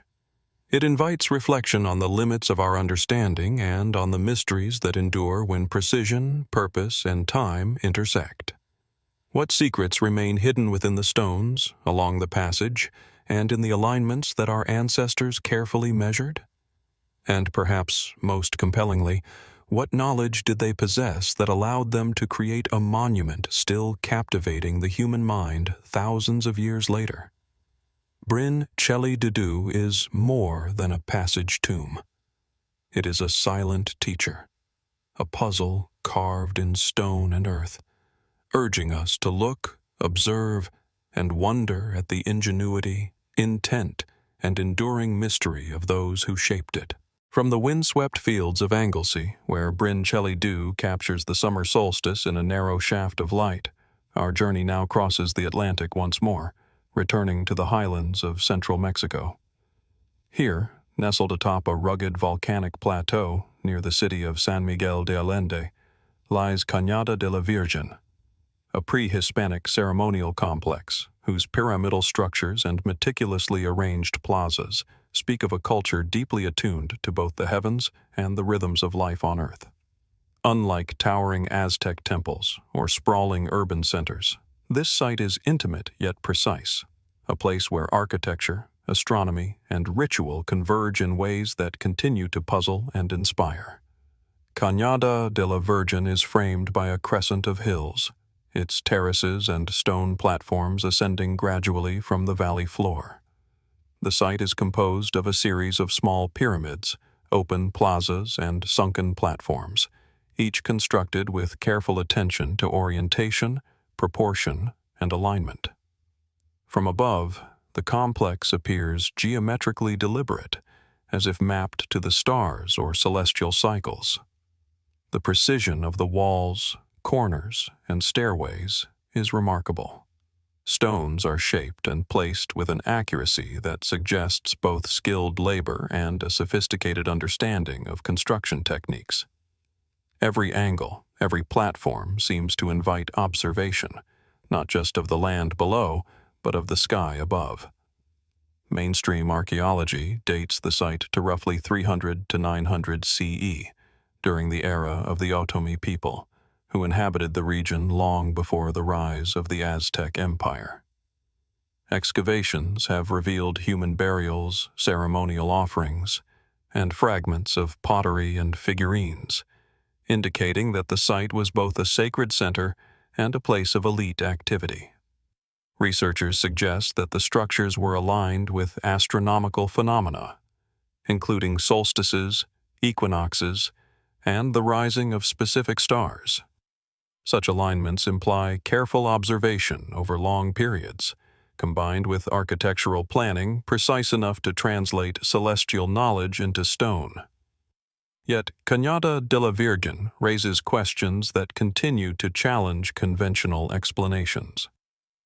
The precision of its construction and its alignment with astronomical events is difficult to reconcile with the tools and resources believed to be available at the time. How did the builders achieve such exact orientations, particularly on uneven volcanic terrain? What methods allowed them to measure angles and distances accurately enough to synchronize their constructions with cycles of the sun and stars? The answers remain elusive, and the techniques employed may reflect knowledge or practices that have since been lost to history. Further intrigue emerges when examining the layout and function of the plazas and platforms. Some pyramids are deliberately stepped, while others incorporate sunken patios or channels that could have served ritual, ceremonial, or even observational purposes. The placement of burials within these structures is also striking. Skeletal remains are positioned in ways that suggest symbolic or cosmological significance, rather than purely practical interment. Could these alignments and spatial arrangements encode knowledge of cycles, astronomical, agricultural, or ceremonial, that guided daily and ritual life? Or do they hint at social structures and spiritual beliefs that we have yet to fully understand? Construction itself presents its own mysteries.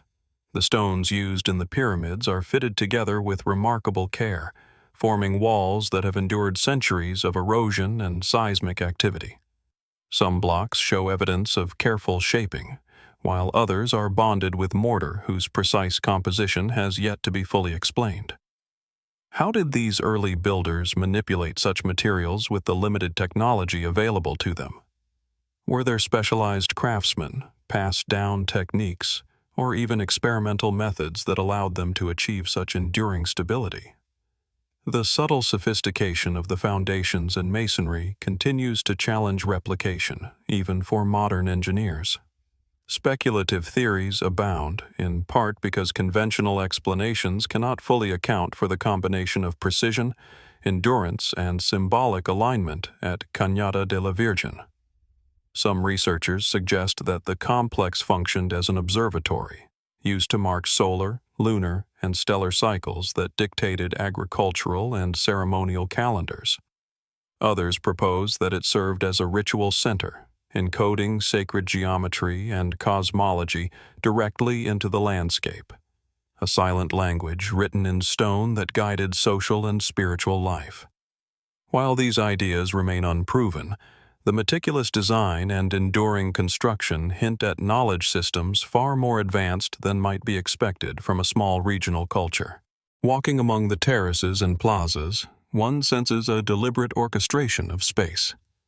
Platforms rise in measured steps, stairways align with the horizon, and open areas invite observation of the sky. The site is both practical and enigmatic, designed for ritual and perhaps elite activity, yet intimately connected to natural cycles and celestial events.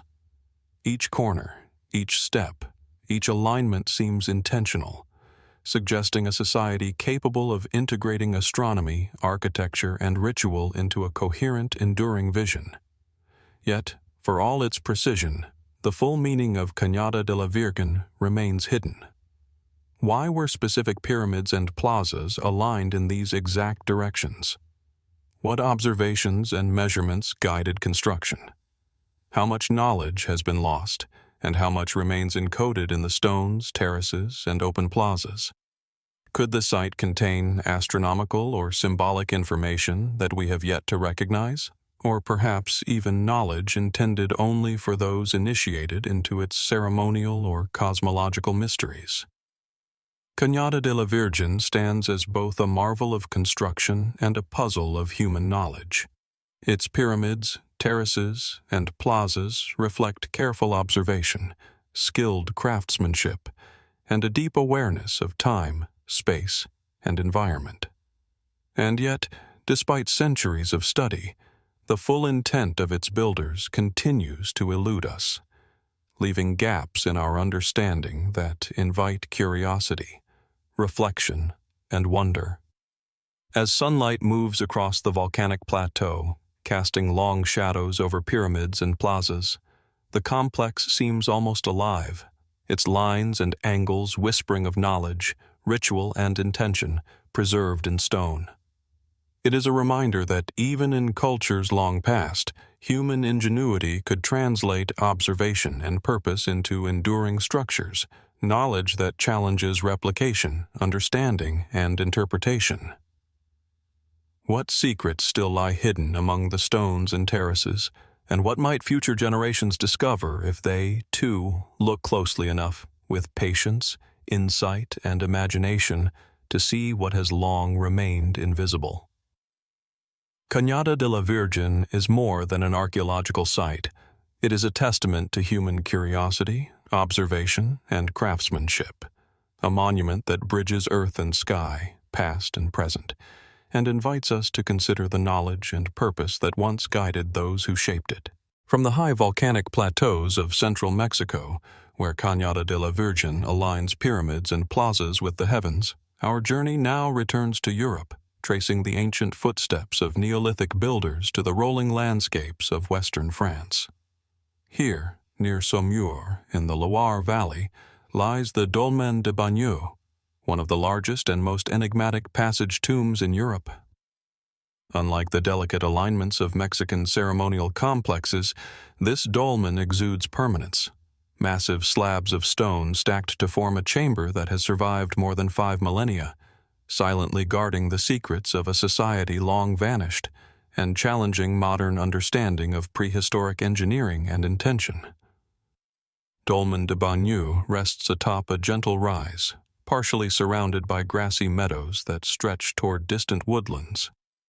The mound itself is modest in appearance, yet the scale of its internal construction is breathtaking. Within, a central chamber stretches over 20 meters, enclosed by towering orthostats and covered with immense capstones whose weight and positioning provoke questions even among experienced engineers. The sheer size of the stones, some estimated at 30 tons or more, raises the immediate and enduring puzzle. How could Neolithic communities, without metal tools or beasts of burden, capable of lifting such weight, manipulate, transport, and position these monoliths with such precision and stability? Archaeological study dates the dolmen to around 4,500 BCE, placing it firmly within the late Neolithic.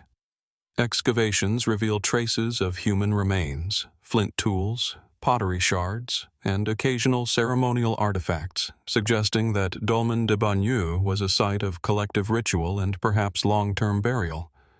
Yet the scale and construction of the tomb far surpass the size and complexity of typical local domestic structures, indicating that it was more than a utilitarian burial site.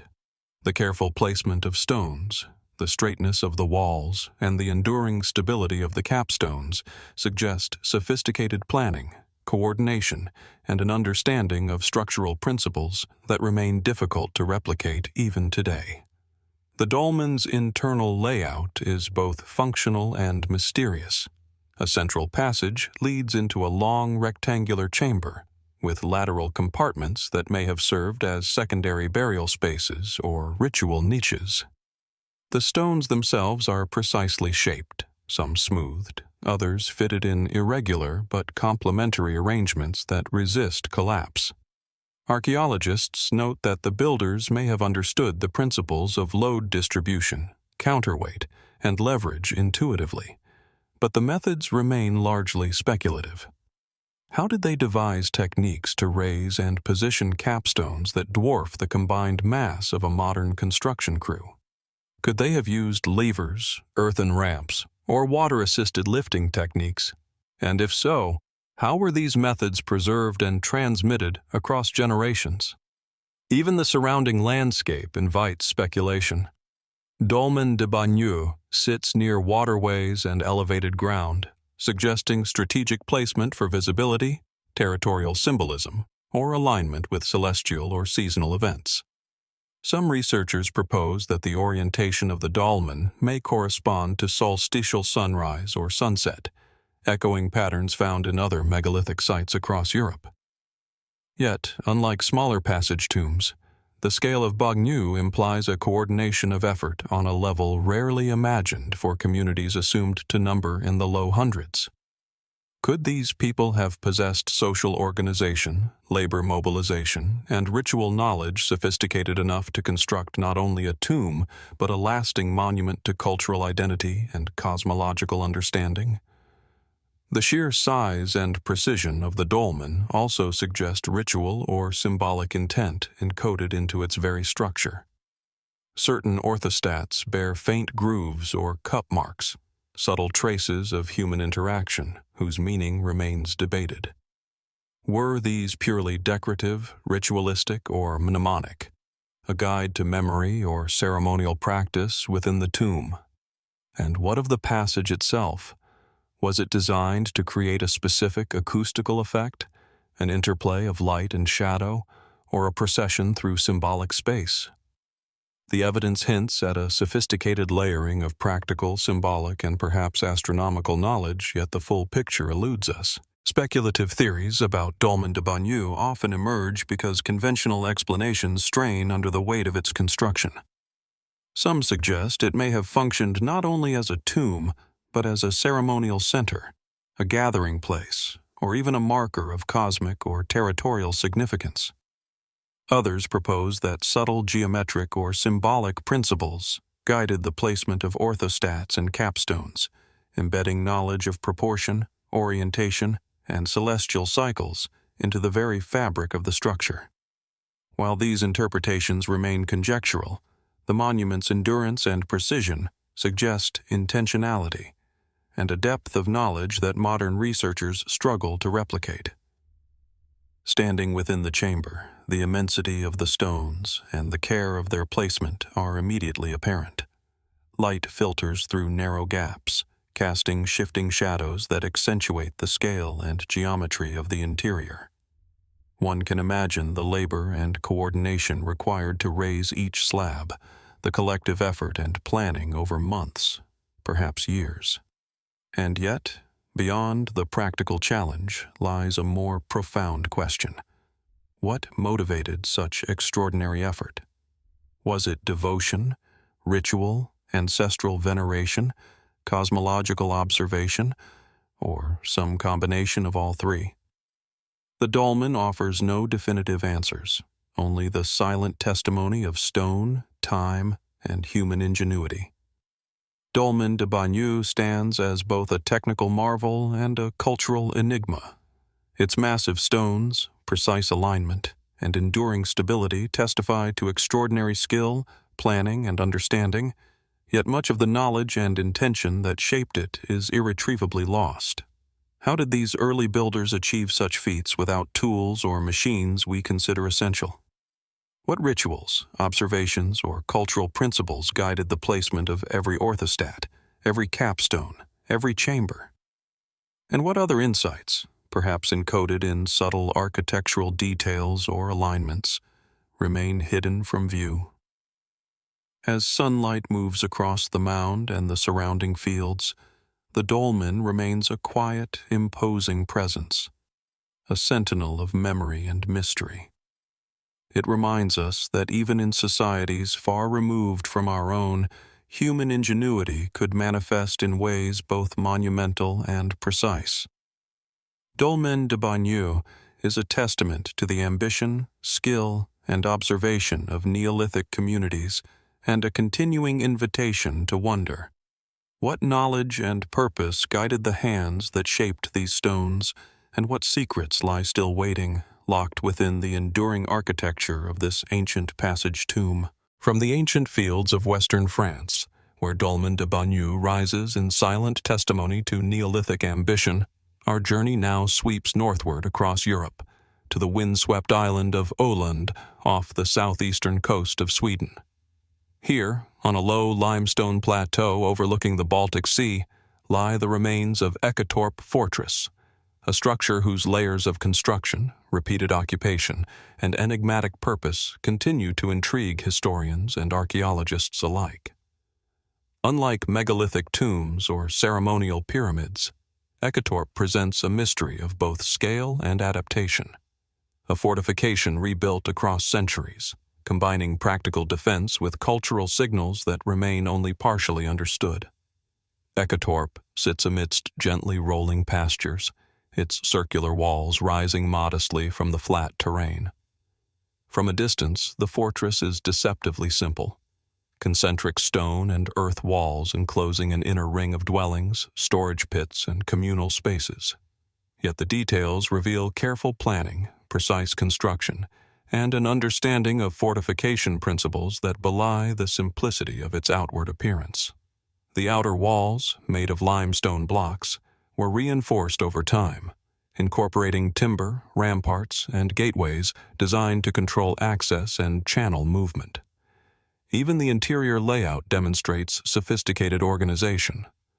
Dwellings clustered around open courtyards, storage pits strategically placed for accessibility, and spaces for communal activity that suggest social cohesion as much as defense. Archaeological evidence indicates that Eketorp was first constructed around 400 CE during the Late Iron Age and underwent significant remodeling during the Viking Age, approximately 600 to 1200 CE. Excavations have revealed domestic artifacts, weapons, jewelry, and remnants of livestock, indicating that the fortress functioned both as a settlement and a defensive stronghold. The repeated rebuilding of walls, gates, and internal structures suggests a long-term understanding of construction, spatial organization, and the changing needs of its inhabitants. Yet, despite extensive study, the fortress continues to defy simple categorization. Was it primarily military, administrative, ceremonial, or some hybrid of all three? The engineering of Eketorp is particularly striking. Its circular plan, uncommon for its region, appears optimized for both visibility and defense. The wall's curvature would have allowed defenders to monitor and control approach paths, while the inner spaces facilitated communal activity and storage.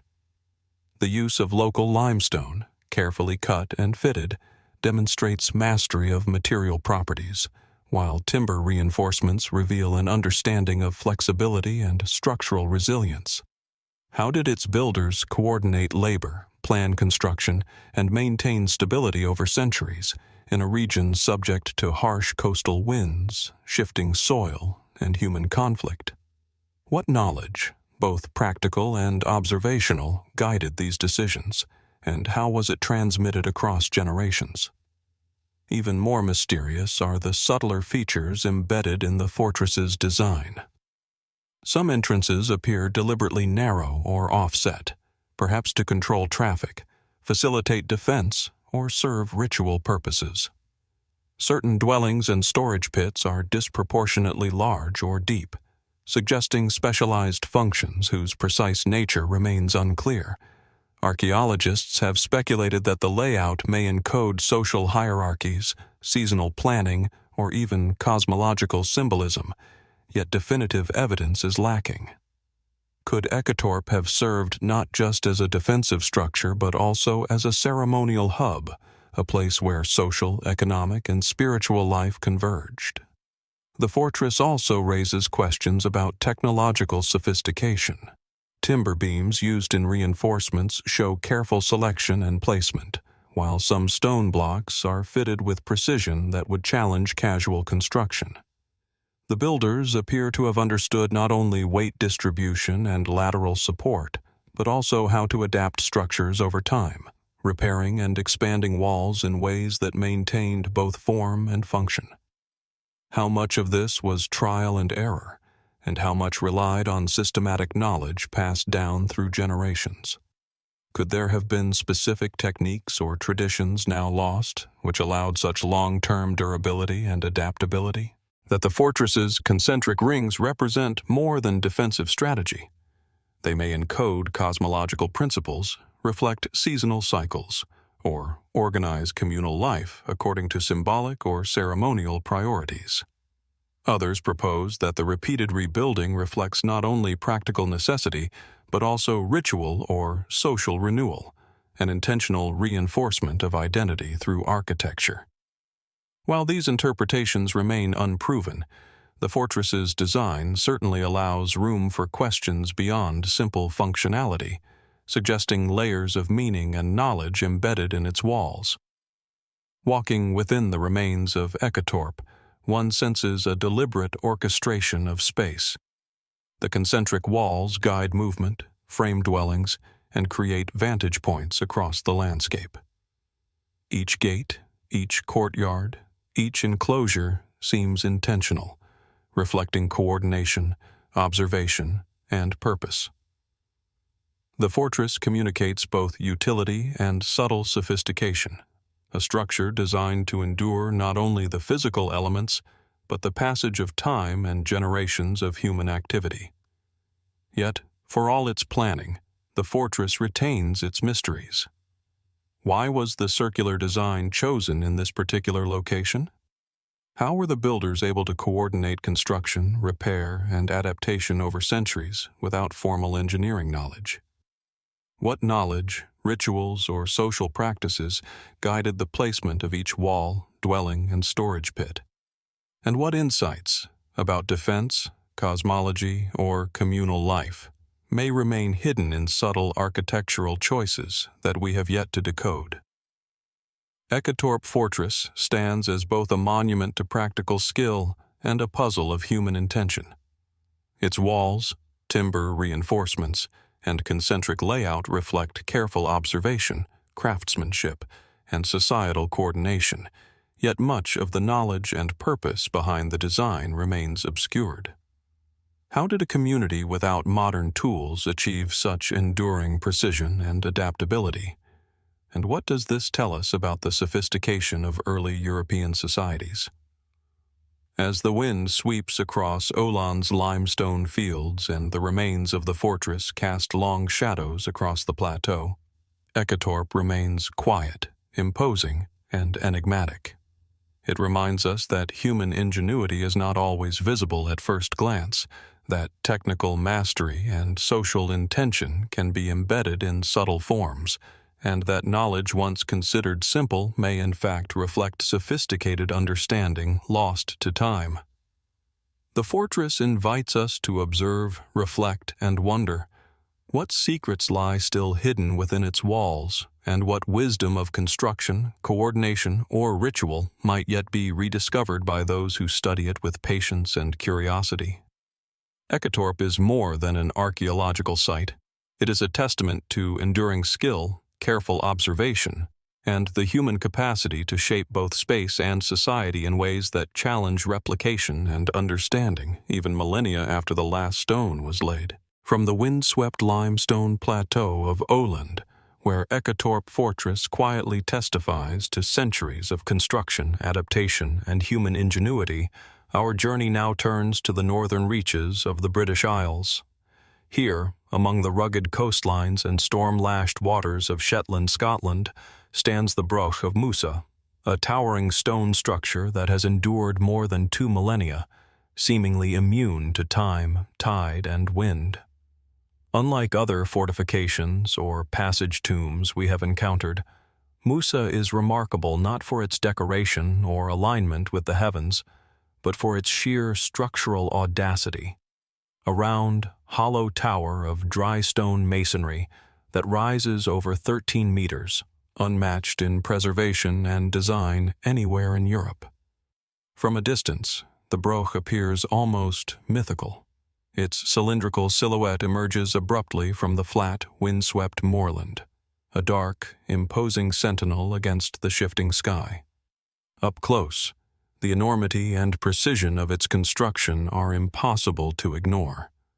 The walls, composed of carefully fitted stones with no mortar, are thick at the base and taper subtly toward the top, creating a hollow cavity that houses an internal spiral staircase, small chambers, and niches whose functions remain partially speculative. Standing within its interior, one can feel the weight of centuries pressing down, yet the tower remains remarkably stable, its original shape nearly intact despite exposure to fierce coastal winds and freezing winters. Archaeologists date the Broch of Mousa to roughly the 1st century BCE, or the early centuries CE, placing it firmly within the Iron Age. The Broch is part of a broader network of similar towers found across northern Scotland and the islands, yet Mousa stands out as the tallest and best preserved example. Excavations have revealed traces of domestic activity, hearths, and simple artifacts, suggesting that it served both defensive and residential purposes. Yet even within these pragmatic interpretations, questions abound. How did Iron Age communities achieve such precision and durability without mortar or sophisticated lifting tools? What knowledge of stone selection, weight distribution, and structural dynamics must have been accumulated to produce a tower capable of withstanding the relentless forces of nature for centuries? The internal design of Mousa adds to its intrigue. The hollow walls contain galleries, chambers, and staircases that spiral upward, creating a labyrinthine interior within a deceptively simple exterior. The masonry is tight, with stones carefully shaped to interlock, resisting collapse even under the immense weight of the upper layers. The engineering is subtle but extraordinarily effective. Narrow passages and corbelled roofs distribute weight, prevent lateral movement, and create spaces that are both functional and defensible. How did Iron Age builders discover and refine such methods without the benefit of formal engineering principles or written instruction? Could these techniques have been passed down through apprenticeship, observation, or trial and error over generations, or might they represent lost knowledge now impossible to replicate fully? Beyond technical mastery, the purpose of the Broch invites speculation. Was it primarily defensive? A stronghold designed to protect against raiders and rivals? Its narrow entrance and high vantage point suggest strategic planning. Yet the interior spaces are surprisingly comfortable, accommodating domestic life as well as fortification. Some researchers propose that brochs functioned as status symbols, asserting power and social hierarchy in addition to serving military needs. Others speculate that they may have served communal or ritual functions, acting as centers of local governance, refuge, or social cohesion. Mousa's enduring presence, isolated yet commanding, suggests that its significance extended beyond mere shelter or defense, intertwining practicality with symbolic power. The construction materials themselves provoke curiosity. The builders used local stone, selecting pieces of varying size and shape to create walls that taper as they rise, achieving both stability and verticality without mortar. Some stones appear deliberately shaped to interlock, while smaller stones fill gaps to create uniform pressure and prevent shifting. How was such precision achieved using only stone, manpower, and rudimentary tools? And what guided the builders in choosing the best combinations of size, shape, and placement to ensure longevity? Modern engineers attempting replication find it extraordinarily difficult to produce comparable stability with the same constraints, highlighting the advanced understanding embedded in this seemingly simple tower. The broch's location is equally deliberate. Perched near the coast, it overlooks a narrow channel, offering a commanding view of surrounding waters and land. Such placement would have facilitated early warning of approaching vessels or hostile groups, yet it also situates Mousa in a landscape of visual prominence, visible for miles. Could the broch have served as a statement as much as a structure, a testament to community identity, territorial control, or even cosmological alignment with local topography? The answers are elusive, buried in the combination of technical ingenuity, social organization, and environmental observation that characterized Iron Age societies. Speculative theories have arisen precisely because Mousa resists simple explanation. Some suggest that the internal chambers, stairways, and galleries were designed with ritual or symbolic functions in mind, encoding cosmological or social knowledge in spatial form. Others point to acoustic effects within the hollow walls, proposing that the tower may have been used for communication, signaling, or ceremony, leveraging its shape and materials to amplify sound or project it over distance. While these ideas remain conjectural, the sophistication of design and enduring stability lend them weight, indicating that the broch was far more than a utilitarian building. Walking within the broch, tracing the narrow spiral stair and peering into its internal galleries, one is struck by the intentionality of every stone, every passage, every niche. The space is simultaneously confining and grand, functional yet enigmatic, demonstrating a level of planning and execution that continues to challenge modern observers. One can imagine the builders, Iron Age communities who had no machinery, no written engineering manuals, and yet achieved verticality, durability, and complexity that persists over 2,000 years. What observations, experiments, or rules of thumb allowed them to achieve this? How was knowledge transmitted and preserved across generations in a society without formal records? Broch of Mousa stands not only as a technical marvel, but as a cultural enigma. Its walls, staircases, and chambers reflect mastery of materials, structural insight, and social coordination, yet its full purpose remains partially obscured. How did these early architects balance defensive requirements with domestic and symbolic needs? What social, ritual, or practical priorities shaped each decision, from stone placement to wall thickness to internal layout? And what knowledge, once widespread and vital, has been lost to time, leaving us only with the silent testimony of stone? As the wind sweeps across the Shetland landscape, whipping against the broch's outer walls, Mousa remains a sentinel of ingenuity and mystery. Its dry stone construction, spiral stair, and hollow chambers continue to inspire awe, challenging assumptions about the technological and social capabilities of Iron Age communities. Every stone is a reminder of human ingenuity, every gallery a testament to observation, skill, and intention preserved across millennia. Broch of Mousa invites reflection, curiosity, and wonder. It compels us to ask not only how it was built, but why, and to consider the knowledge, tradition, and purpose embedded in every stone. What secrets of construction, social organization, or ritual practice remain hidden within its walls? What might future study reveal about the people who raised it and the knowledge they possessed, now inaccessible to us but immortalized in stone? Mousa is more than an archaeological site.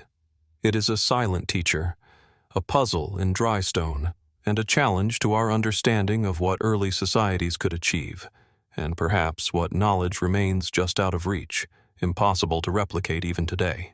From the rugged winds of Shetland, where the Broch of Mousa stands as a testament to Iron Age ingenuity, our journey now moves southeast, across mountains and deserts, to the heart of Iran.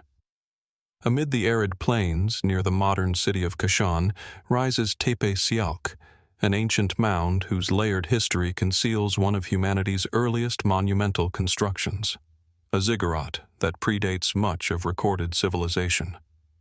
Unlike the coastal fortresses and dry stone towers we have explored, Tepe speaks of vertical ambition, a deliberate assertion of permanence and human presence in a landscape shaped by wind, sun, and time. Its mud brick terraces rise in quiet grandeur, an enduring monument to skill, observation, and social organization that continues to provoke awe and mystery. At first glance, Tepe appears as a modest tell, a mound of earth and brick rising from the desert floor. Yet closer inspection reveals the remnants of a carefully constructed stepped structure, once a ziggurat of impressive scale. The base of the pyramid stretches across dozens of meters, with terraces rising one above the other, each leveled and reinforced with sun-baked mud brick. The arrangement of layers suggests deliberate planning, a series of platforms that taper upward, each carefully aligned to maintain stability while conveying a sense of verticality and authority. Even the remaining bricks, eroded by millennia of wind and rain, hint at a precision and consistency in their size and placement that challenges conventional expectations of early construction methods.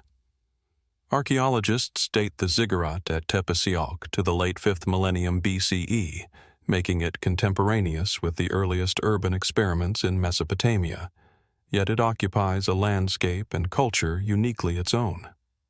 Excavations have revealed residential areas, pottery, obsidian tools, and ceremonial objects surrounding the mound, suggesting that the ziggurat functioned as both a civic and ritual center. Yet the scale and precision of construction immediately invite questions. How did early builders manipulate massive quantities of mud brick to create terraces capable of enduring centuries of erosion and seismic activity? What techniques allowed them to maintain alignment and structural integrity without what we consider modern surveying instruments? The engineering of Tepe is subtle but extraordinary. The bricks themselves are standardized in size, laid in precise courses to form walls capable of bearing the immense weight of successive terraces. Internal channels and layers appear to have been constructed to manage water and prevent collapse, demonstrating an understanding of materials, load distribution, and environmental adaptation. How did these builders develop such knowledge, and how was it preserved and transmitted across generations? Did they rely on observation, trial and error, or traditions now lost to history? The sophistication of construction suggests not only technical skill, but also social coordination on a scale rarely recognized in the study of early civilizations.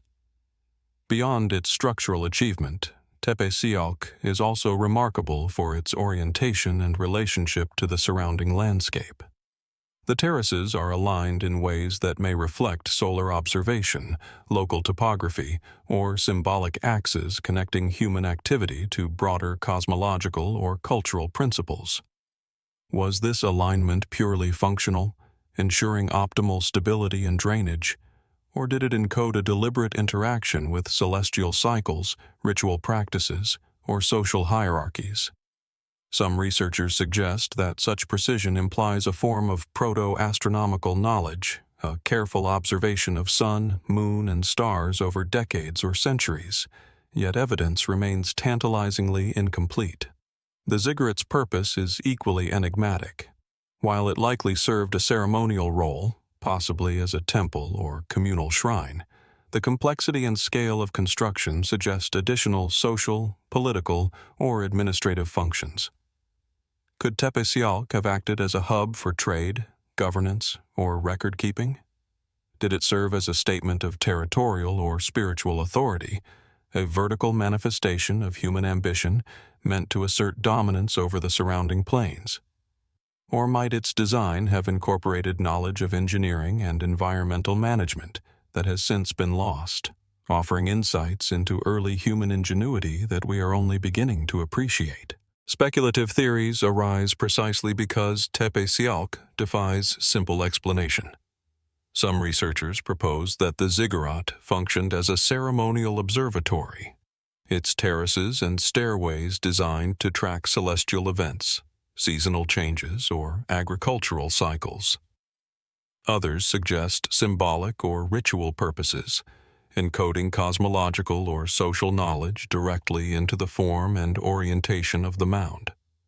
The uniformity of the bricks, the careful leveling of terraces, and the integration of drainage or water channels hint at a sophisticated understanding of materials and environment that challenges replication, even with modern techniques.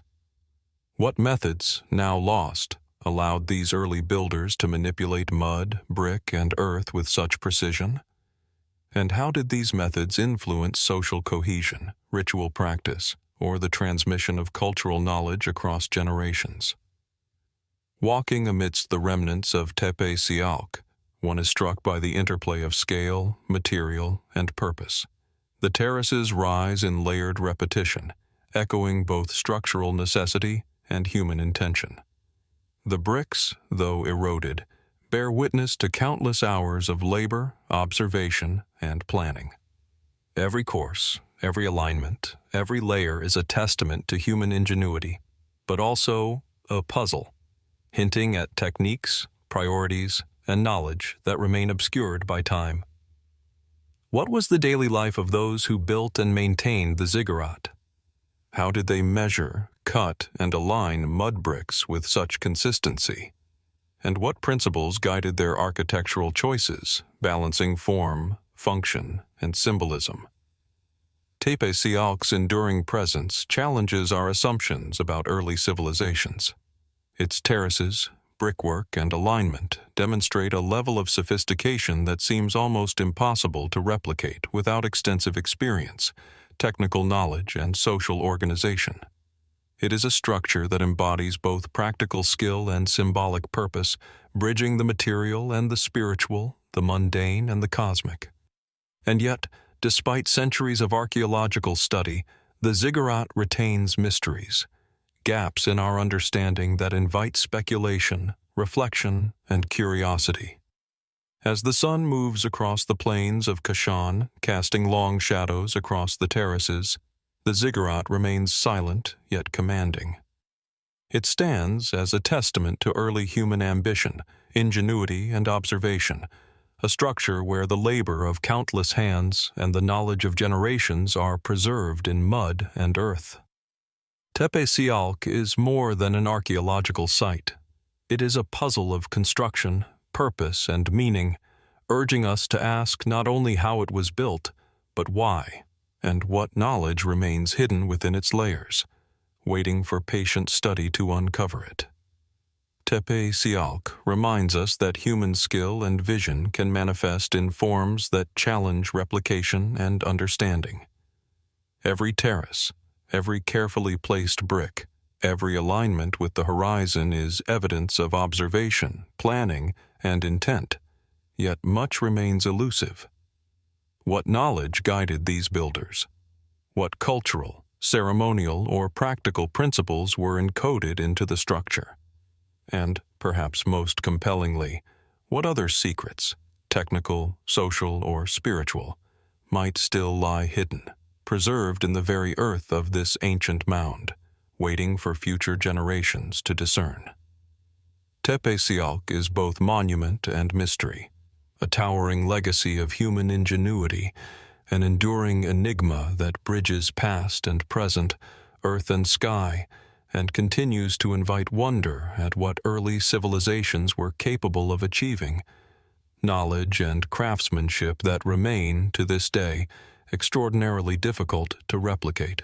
From the arid plains of central Iran, where the ziggurat of Tepe Sialk rises in silent testimony to millennia of observation, labor, and ambition, Our journey now crosses the equator to the mist-shrouded Andes of southern Peru. Nestled in a remote valley near Lake Titicaca, at the foot of a jagged mountain slope, lies Aramu Muru, a site unlike any conventional ruin. At first glance, it appears simple, a carved stone doorway etched into a natural rock face, but a closer look reveals a monument both enigmatic and precise, whose sheer scale, carving, and location raise questions that continue to confound archaeologists, historians, and explorers alike.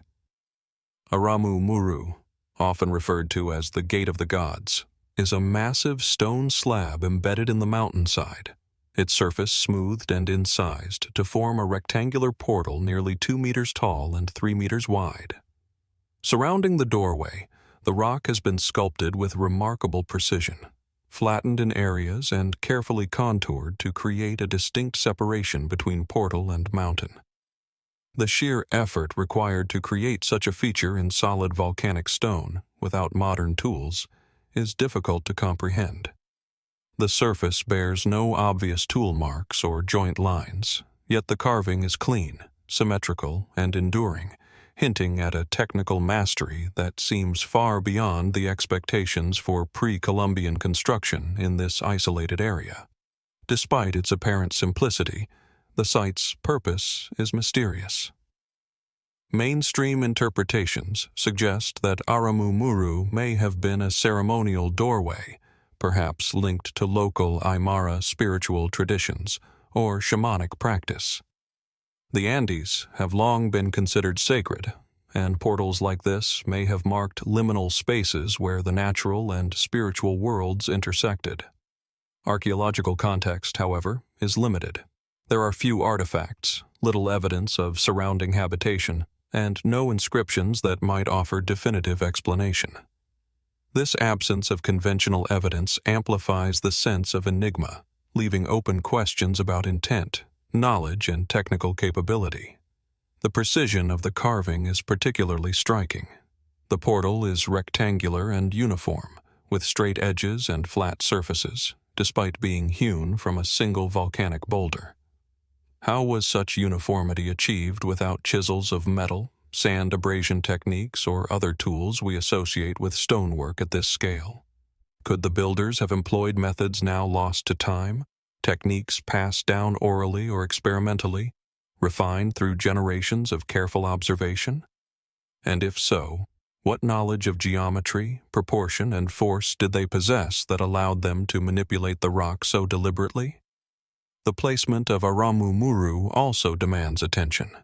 The doorway is set into a mountainside that overlooks the surrounding valley, a location that combines visibility with isolation.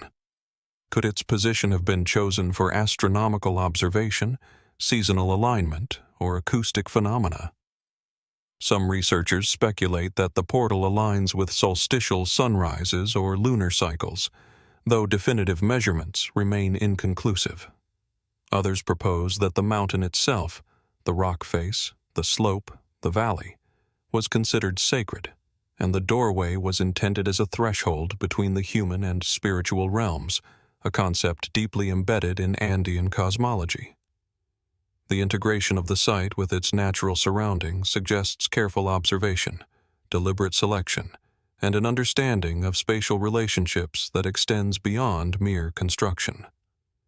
The broader landscape adds further layers of intrigue.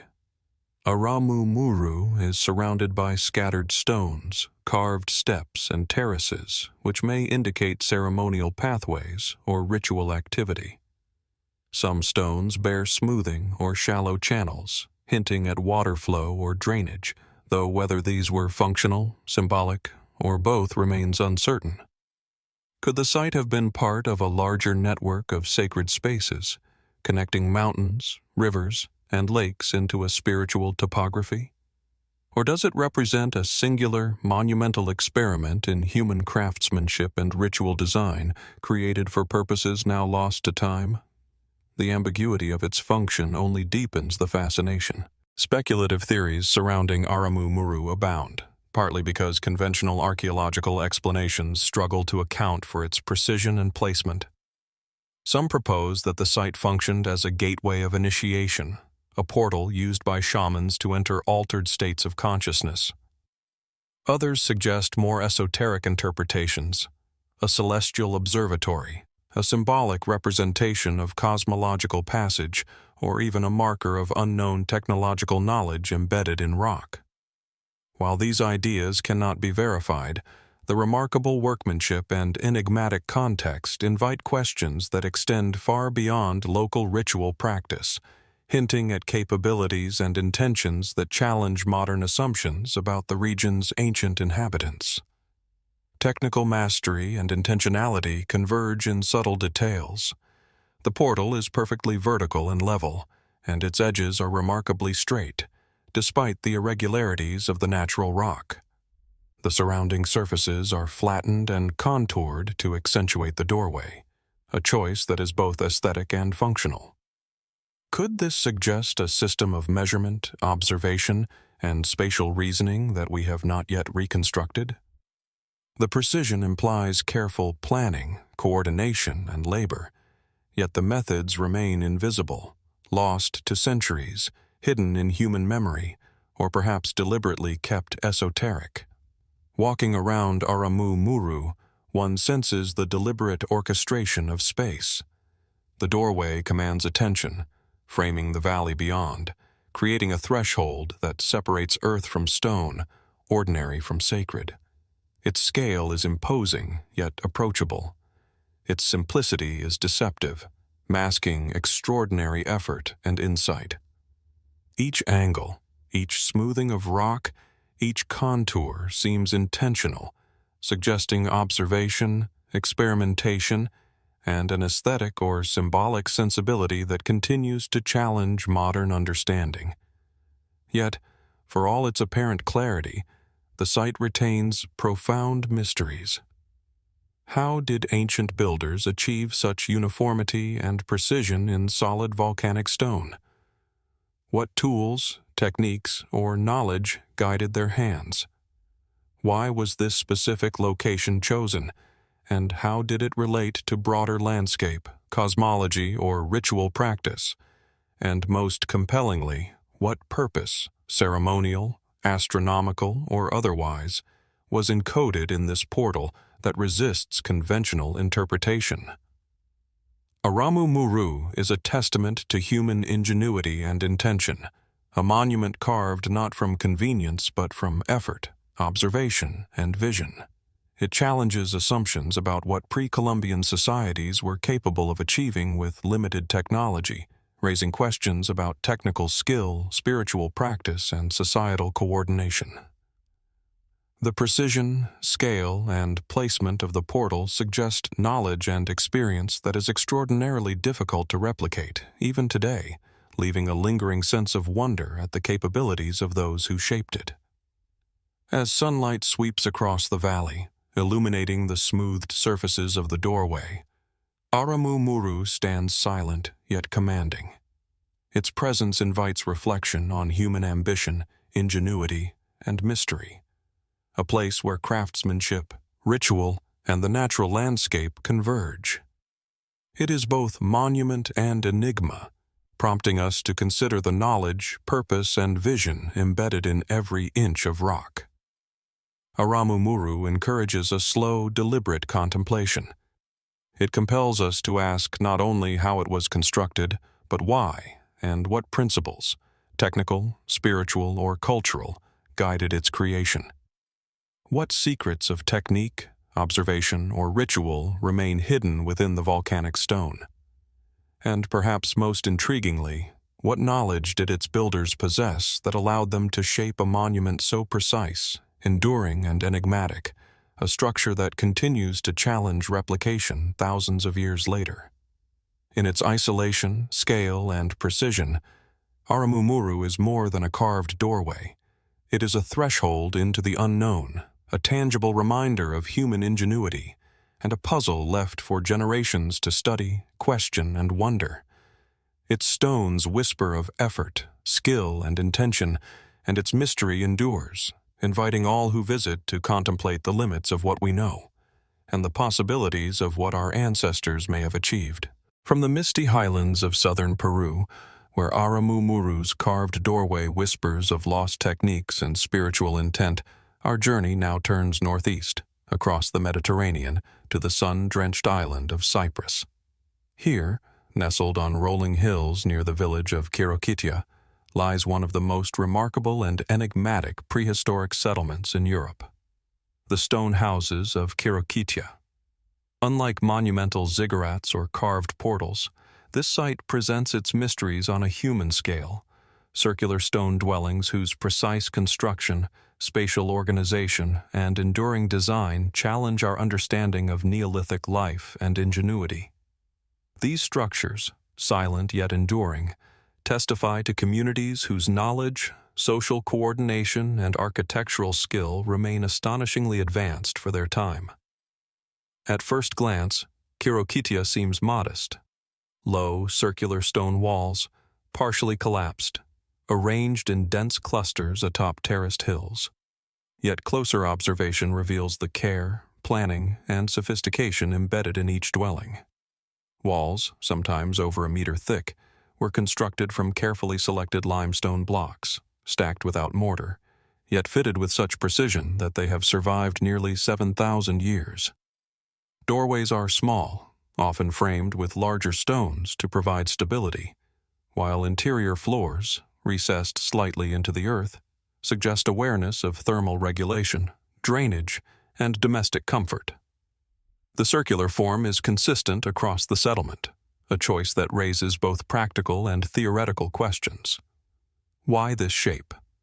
Was it purely structural, or did it carry symbolic or social meaning for the Khirbetian people? Excavations date Khirbet to roughly 7,000 to 6,000 BCE, making it contemporary with some of the earliest sedentary settlements in the Near East. The settlement covers several hectares, with dwellings arranged along narrow lanes, creating a dense and interconnected network. Some walls suggest multi-story construction, with evidence that upper levels were supported by wooden beams, now long decayed. The precision and uniformity of the stonework, combined with such architectural sophistication, point to a community with an advanced understanding of structural stability, resource management, and urban planning, knowledge that would be remarkable even in later periods. The technical mastery of Khirbetia's stonework continues to fascinate researchers. Stones are selected, shaped, and fitted with care, often creating walls that taper slightly toward the top, distributing weight and enhancing stability. The tight interlocking of irregular stones demonstrates an understanding of load-bearing dynamics, achieved without mortar or modern tools. How did Neolithic builders arrive at such knowledge, and how was it transmitted? Was it trial and error, inherited wisdom, or perhaps an intuitive understanding of physics and material properties that has since been lost to history? The durability of these walls, surviving millennia of earthquakes, erosion, and human activity, suggests a level of expertise rarely attributed to communities of this era. Beyond technical skill, the organization of Khirbet is equally compelling. The settlement appears carefully planned, with houses oriented to optimize social cohesion, defensive advantage, or environmental conditions. Narrow lanes connect the circular dwellings, facilitating communication and movement, while suggesting an understanding of urban density and shared space. Some structures are grouped around central open areas, possibly for communal or ceremonial use, while peripheral houses may indicate social hierarchies, functional specialization, or kinship divisions. The overall layout conveys both practicality and intentionality, hinting at social, cultural, and perhaps symbolic priorities encoded in stone. Yet for all the clarity of construction, Khirbet retains profound mysteries. The uniformity of design, the precision of stonework, and the density of dwellings suggest a level of coordination and labor management that challenges assumptions about Neolithic communities. How was work organized, and who decided on the specific arrangements of houses and lanes? What social structures allowed such meticulous planning and execution over generations? Archaeological evidence offers glimpses, tools, pottery, hearths, and burial remains, but the methods, decision-making processes, and cultural frameworks that produced such cohesion remain elusive. Speculative theories arise naturally in response to these mysteries. Some researchers propose that the circular form of the houses may reflect cosmological or symbolic thinking, perhaps mirroring the cycles of the sun, moon, or seasons. Others suggest the settlement's density and design may have served defensive purposes, facilitating communal protection in a period of scarce resources and territorial pressures. Still, others focus on environmental adaptation. Recessed floors, thick walls, and clustered construction may reflect a sophisticated understanding of microclimates, wind patterns, and thermal regulation, combining comfort with efficiency. While none of these interpretations can be confirmed definitively, the evidence consistently points to a community whose architectural and social knowledge was remarkably sophisticated. Walking among the ruins of Khirbet Qeiyafa, one is struck by the combination of intimacy and precision. The low, circular walls frame spaces that were once domestic yet resilient, practical yet symbolic. Each house is a miniature monument to human ingenuity, reflecting observation, coordination, and an awareness of environment and materials that we might not fully grasp today. The effort required to quarry, transport, shape, and assemble these stones is evident in every wall, every doorway, every circular floor. Yet the methods and knowledge that guided these choices remain largely invisible. How did such communities plan, labor, and communicate to achieve such enduring results? And what knowledge of stone, wood, and communal space has been lost to time, leaving only the structures themselves to testify? The site's endurance is both a marvel and a puzzle.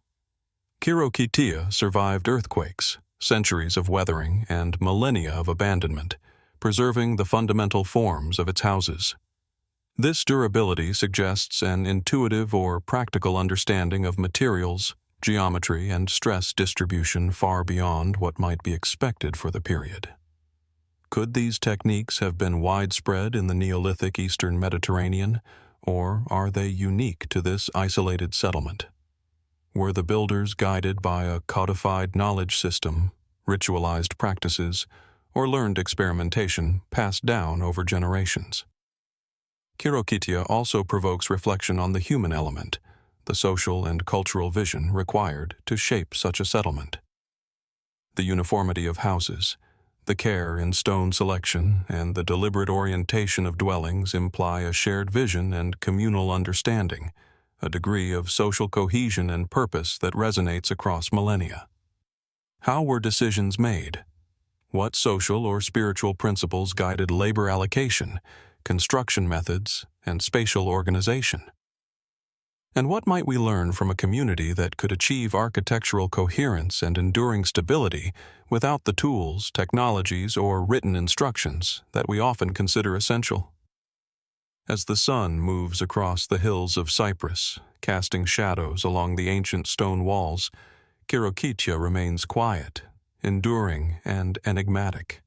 Its circular houses, carefully stacked stones, and organized lanes whisper of observation, labor, and intention, offering a glimpse into the lives, knowledge, and priorities of a people long gone. Yet the mysteries persist. How did they achieve such precision? What guided their choices in design and spatial arrangement? And what knowledge, technical, social, or symbolic, remains hidden in the stones themselves, preserved for millennia, challenging us to understand and replicate it even today? Khirbet Qeiyafa is more than a settlement. It is a testament to the ingenuity, skill, and social vision of Neolithic communities. Each house, each lane, each carefully placed stone invites us to reflect on human capability, adaptability, and purpose. It reminds us that even seemingly simple structures can embody extraordinary knowledge and intention, knowledge that is remarkably difficult to replicate and even harder to fully comprehend.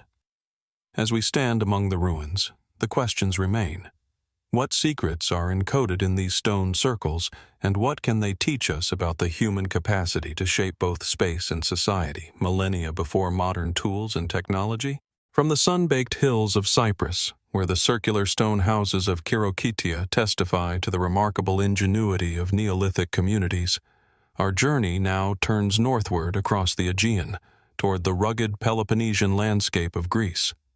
Here, among rolling hills, olive groves, and limestone outcrops, lie the lesser-known Mycenaean Tholos tombs, circular, beehive-shaped burial structures whose scale may be modest compared to monumental examples like the Treasury of Atreus, yet whose construction and enduring mystery continue to fascinate archaeologists and historians alike. These tombs, scattered across valleys and hilltops, offer insight into a civilization that mastered stonework, spatial design, and ritual, yet whose knowledge and intent remain partially hidden by time. At first sight, a Mycenaean Lesser Tholos tomb may appear deceptively simple. A low, circular mound of earth and stone, crowned by a small corbelled chamber whose entrance is framed by massive stones. Yet even these smaller tombs reveal a sophistication that demands closer inspection. Each structure begins with a circular base, carefully leveled and reinforced, often composed of tightly fitted limestone blocks. The corbelled roof rises in concentric rings, gradually narrowing to form a closed dome, a technique that distributes weight evenly and allows the tomb to endure for millennia. The precision required to construct even a modest tholos, using only stone and basic tools, is extraordinary. How did Mycenaean builders achieve such stability without mortar or scaffolding in the ways we understand them today? Dating from approximately 1600 to 1100 BCE, these tombs are part of the broader Mycenaean funerary tradition, a culture already renowned for monumental palaces, fortified citadels, and elaborate grave goods. While the larger tholoi were often reserved for elite rulers or prominent families, the lesser tholos tombs suggest a more widespread practice of ceremonial burial, hinting at social hierarchies, communal norms, and ritual behavior across the Mycenaean world. Excavations of these tombs have revealed skeletal remains, pottery, bronze implements, and personal ornaments, yet often in quantities that raise as many questions as they answer. Were these tombs exclusively funerary, or did they serve additional symbolic or ritual functions that remain invisible in the archaeological record? The corbelled construction of the tholos tombs is particularly captivating. Successive layers of stones are set with meticulous care, each slightly overhanging the layer beneath, gradually closing to form a dome without collapse. This requires precise knowledge of weight distribution, geometry, and the properties of local limestone. In some tombs, stones at the apex are remarkably uniform, suggesting not only technical skill, but also an aesthetic sensibility, a desire to create a space that is structurally sound and visually coherent. How did these ancient builders develop such expertise? Did they rely solely on apprenticeship and observation, or were there formalized principles, perhaps even unrecorded knowledge systems, guiding the placement of each stone? The placement of the lesser tholos tombs is equally deliberate. Many are set on hillsides or rises, offering visibility across surrounding valleys while maintaining proximity to settlements. This positioning may reflect practical considerations, drainage, stability, access, but also symbolic ones, creating a visual and ritual link between the living and the dead, the earthly and the spiritual. Some tombs align with natural features, distant peaks or seasonal sunrises, suggesting a possible cosmological dimension. Were these alignments intentional, encoding observation of celestial events into architectural form, or coincidental, the result of topography and practical necessity? The evidence is tantalizing but inconclusive. Within each tomb, subtle architectural choices invite further contemplation. The entrance passage, or dromos, is often precisely excavated and flanked with upright stones, leading to the circular chamber. In some cases, niches or recesses are carved into walls, possibly for offerings or symbolic objects. The corbelled ceiling, while structurally ingenious, also creates acoustic phenomena. Voices echo, sound reverberates, and the chamber becomes a resonant space. Could these effects have been intentional, designed to amplify ritual speech or music, creating a spiritual experience for the living while honoring the dead? Or are they accidental byproducts of the corbelled design? Either way, they reveal a sophistication that blends practical construction with experiential and possibly symbolic considerations. Speculative interpretations emerge because the tomb's purpose is not entirely transparent. Some researchers suggest they were designed to reinforce social hierarchy, marking the presence of extended families or regional elites, while reflecting communal identity. Others propose ritual or cosmological functions, suggesting that placement, orientation, and internal design were intended to connect the tombs with celestial or terrestrial cycles. Even the choice of construction material, carefully quarried local limestone, raises questions about logistics, labor organization, and knowledge of structural properties. Could the builders have possessed techniques and rules for stone selection, placement, and corbelling that are now lost to time? How did they coordinate labor to ensure precision and durability across multiple tombs within a region? The endurance of these structures adds to their enigma. Even modest Tholos tombs, abandoned for centuries and exposed to weather, seismic activity, and human disturbance, often retain their corbelled roofs and circular chambers. This durability testifies to advanced engineering knowledge and an intimate understanding of local materials and environmental conditions. How did Mycenaean builders balance aesthetic goals, structural integrity, and ritual function? How much experimentation, iteration, or observation was necessary to achieve designs that have endured for over 3 millennia?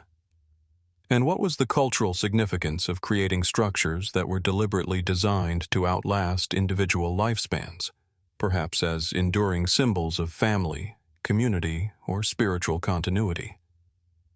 Walking within a lesser Tholos tomb, one is struck by the combination of intimacy and grandeur. The chamber is circular, confining yet meticulously proportioned, creating a space that is at once domestic in scale and monumental in intent. Each stone, each course, each overhanging layer speaks of observation, care, and deliberate planning. The tombs are functional yet symbolic, engineering marvels without modern tools, reflecting knowledge, skill, and intention preserved in enduring form. How did such communities organize labor, allocate resources, and transmit construction knowledge in a society without written engineering manuals? What principles guided decisions about wall thickness, corbelling angle, and chamber diameter, and how were these principles maintained consistently across multiple tombs and generations? The lesser Tholos tombs also challenge assumptions about replication. Modern engineers, even with contemporary tools, often find it difficult to reproduce corbelled domes of similar precision and longevity. The construction reflects an understanding of material behavior, weight distribution, and structural stability that seems advanced for the period, yet was achieved using only hand tools, stone, and observation. What does this tell us about Mycenaean technical knowledge, apprenticeship, and the social frameworks necessary to undertake such projects? And what other lost techniques, perhaps undocumented, may have allowed them to achieve results that remain extraordinarily difficult to replicate today? As the Aegean sun sweeps across the Peloponnesian landscape, casting shadows across ancient limestone hills, the lesser Tholos tombs sit quietly, timeless and enigmatic. They speak of a people who observed, experimented, and coordinated labor with skill and intention, yet whose methods, motivations, and cultural frameworks remain only partially understood. The tombs are more than burial chambers. They are enduring monuments to human ingenuity, observation, and social organization, simultaneously practical, symbolic, and mysterious. The Mycenaean Lesser Tholos tombs invite reflection and wonder. They compel us to consider not only how they were built, but why and what knowledge, technical, social, or spiritual, guided every decision. How did communities achieve such precision in stonework, such enduring structural stability, and such deliberate spatial organization, all without formalized mathematics or engineering treatises? And perhaps most intriguingly, what hidden knowledge, ritual practice, or social principle lies encoded in these modest yet extraordinary structures, waiting to be discerned by those who study them with patience and curiosity? These tombs, modest in scale yet extraordinary in design, remind us that even seemingly small or simple structures can contain layers of ingenuity, skill, and purpose that challenge replication across millennia. The Mycenaeans left us more than graves. They left enduring puzzles of stone, labor, and human intention. And as we stand among the silent, corbelled chambers, tracing the curves of walls shaped millennia ago, the questions remain. What knowledge guided their construction? What meanings were encoded in their form? And what secrets of human capability are preserved within the enduring stones of the Aegean hills? From the circular tombs dotting the hillsides of the Peloponnesus, where the Mycenaean Lesser Tholos tombs silently testify to precision, labor, and ritual, our journey now moves outward and upward to the fortifications of Mycenae itself. Here, amid the rocky slopes and olive-scented valleys of ancient Argolis, rise the Cyclopean walls, immense stone fortifications whose sheer scale and enduring stability have captivated scholars and travelers for centuries. Constructed with massive, irregular limestone boulders, fitted without mortar, these walls defy easy explanation. How could a civilization of the Bronze Age manipulate such enormous stones, aligning them with such precision, to create fortifications that have stood for over 3,000 years? At first glance, the walls appear raw, almost untamed. Huge boulders stacked atop one another, each weighing several tons, their irregular shapes seemingly improvised. Yet closer inspection reveals deliberate planning. Stones interlock across courses, sometimes angled to create stability or distribute weight, creating a formidable barrier that rises along the contours of the hill. The term Cyclopean itself, coined by later Greeks, reflects a sense of awe. These walls were believed to be the work of giants, for no human could move such stones. And even today, with modern cranes and machinery replicating the precision, scale, and longevity of these walls remains an extraordinary challenge. Dating to roughly 1400 to 1200 BCE, these fortifications were part of the citadel of Mycenae, the legendary city of King Agamemnon and a central hub of the Mycenaean world. Excavations reveal gates, terraces, and defensive bastions integrated seamlessly into the natural rocky terrain. The walls follow the contours of hills and slopes, adapting to irregular surfaces with remarkable skill. Massive stones, some weighing up to 20 tons, are carefully positioned to resist shifting, erosion, and seismic stress. How did Mycenaean engineers plan such placement without precise measuring instruments? Were there lost techniques, oral traditions, or practical rules of thumb that guided construction? The Lion Gate, the citadel's main entrance, exemplifies the skill and intent behind Cyclopean construction.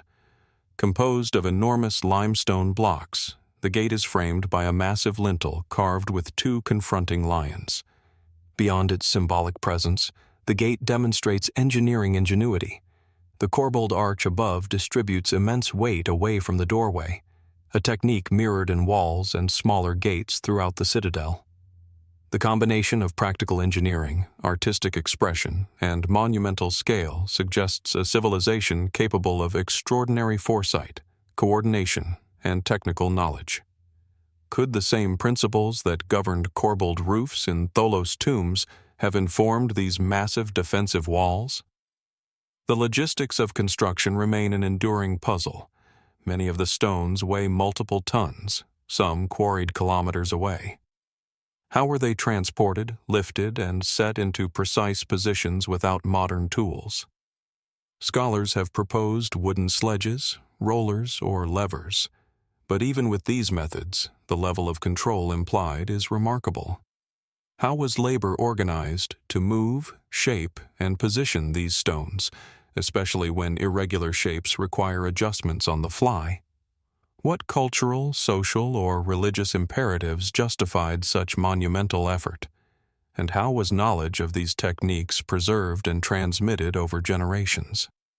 The placement and design of the walls also reveal a keen understanding of both defensive and symbolic function. Walls curve along ridges, close gaps between cliffs, and form terraces that allow defenders to observe and repel attackers. Gates are narrow and easily defensible, and the massive stones themselves serve as psychological as well as physical deterrents. Beyond their practical purpose, the scale of the walls conveys power, authority, and permanence, communicating a message to both residents and outsiders. This is a citadel of enduring strength. Yet for all their effectiveness, these walls also raise questions about the technological and organizational capacities of their builders. Could a society without written engineering manuals or modern measurement tools achieve such consistent results across multiple sites? Speculation naturally arises in response to these enduring enigmas. Some researchers suggest that the walls were built using methods now lost to history, perhaps incorporating principles of leverage, counterweight, or even water-assisted transport to move and position massive stones. Others propose symbolic or ritual dimensions. Were the walls constructed to mirror cosmological order, societal hierarchy, or mythic narratives as suggested by the Lion Gate and other carved reliefs?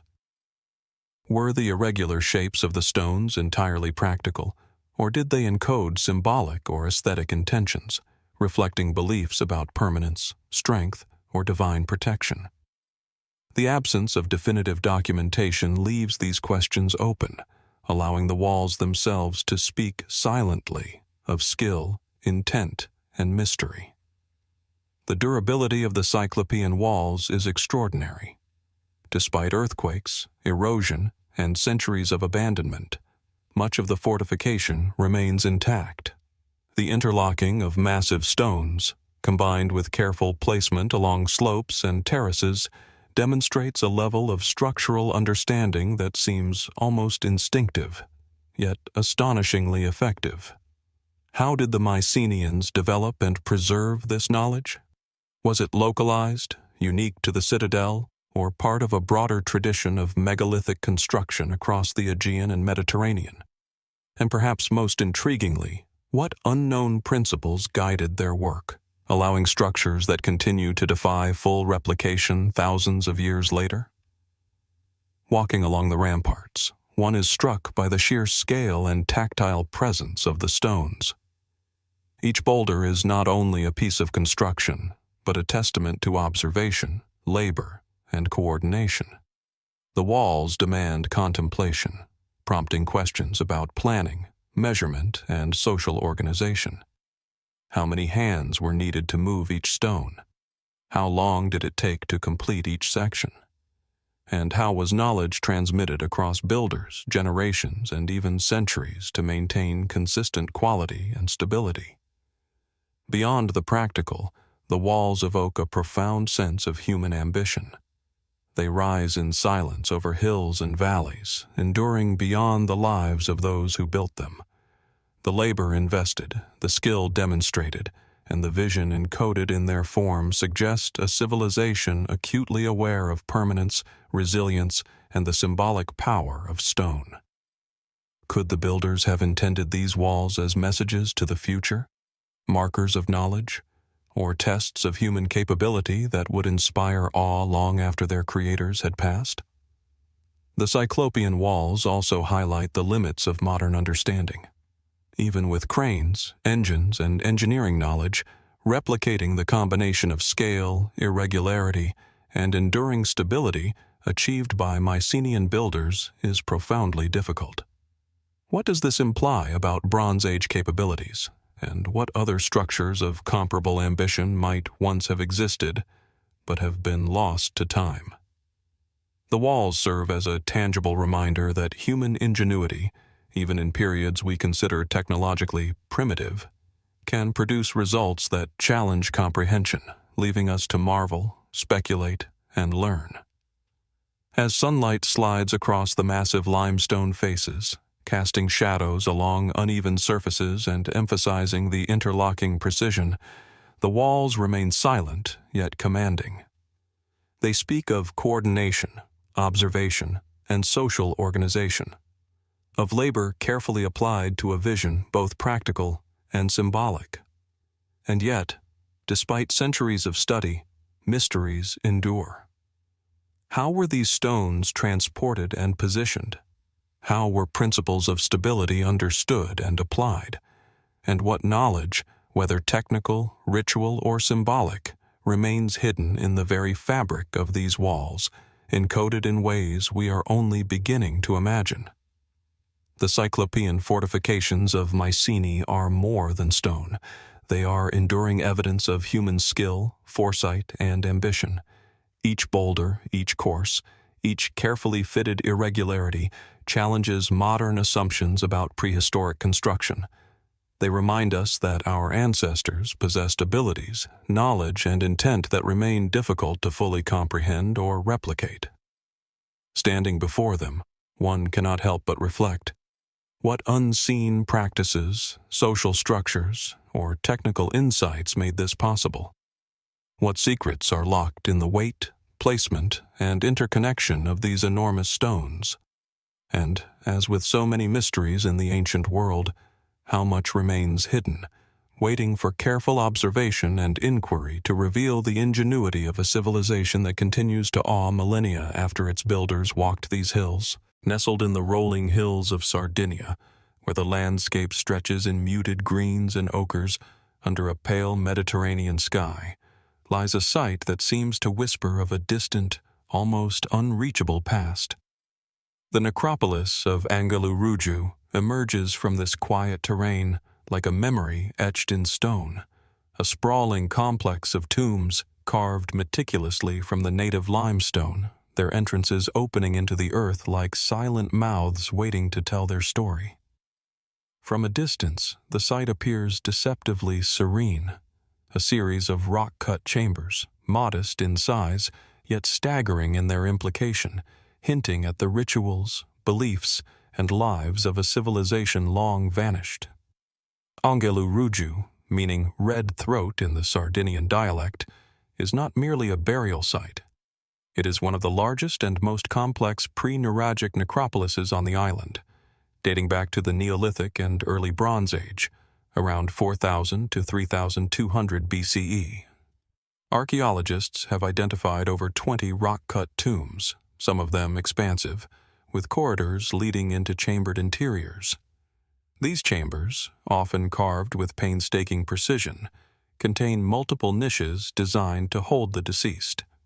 Here, human bones lie alongside fragments of pottery, stone tools, and personal ornaments, giving us glimpses into a culture whose understanding of death and the afterlife was as intricate as it was enigmatic.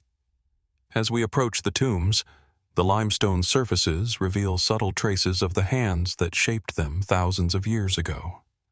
Some walls are pitted and rough, while others are surprisingly smooth, suggesting a deliberate effort to balance functional utility with ritual significance.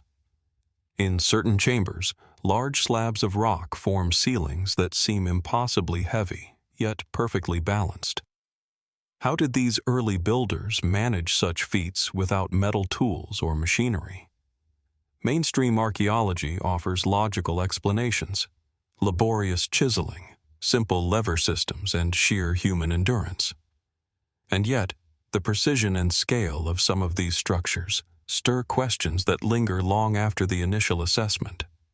The artifacts found within Angaluruju, are equally compelling.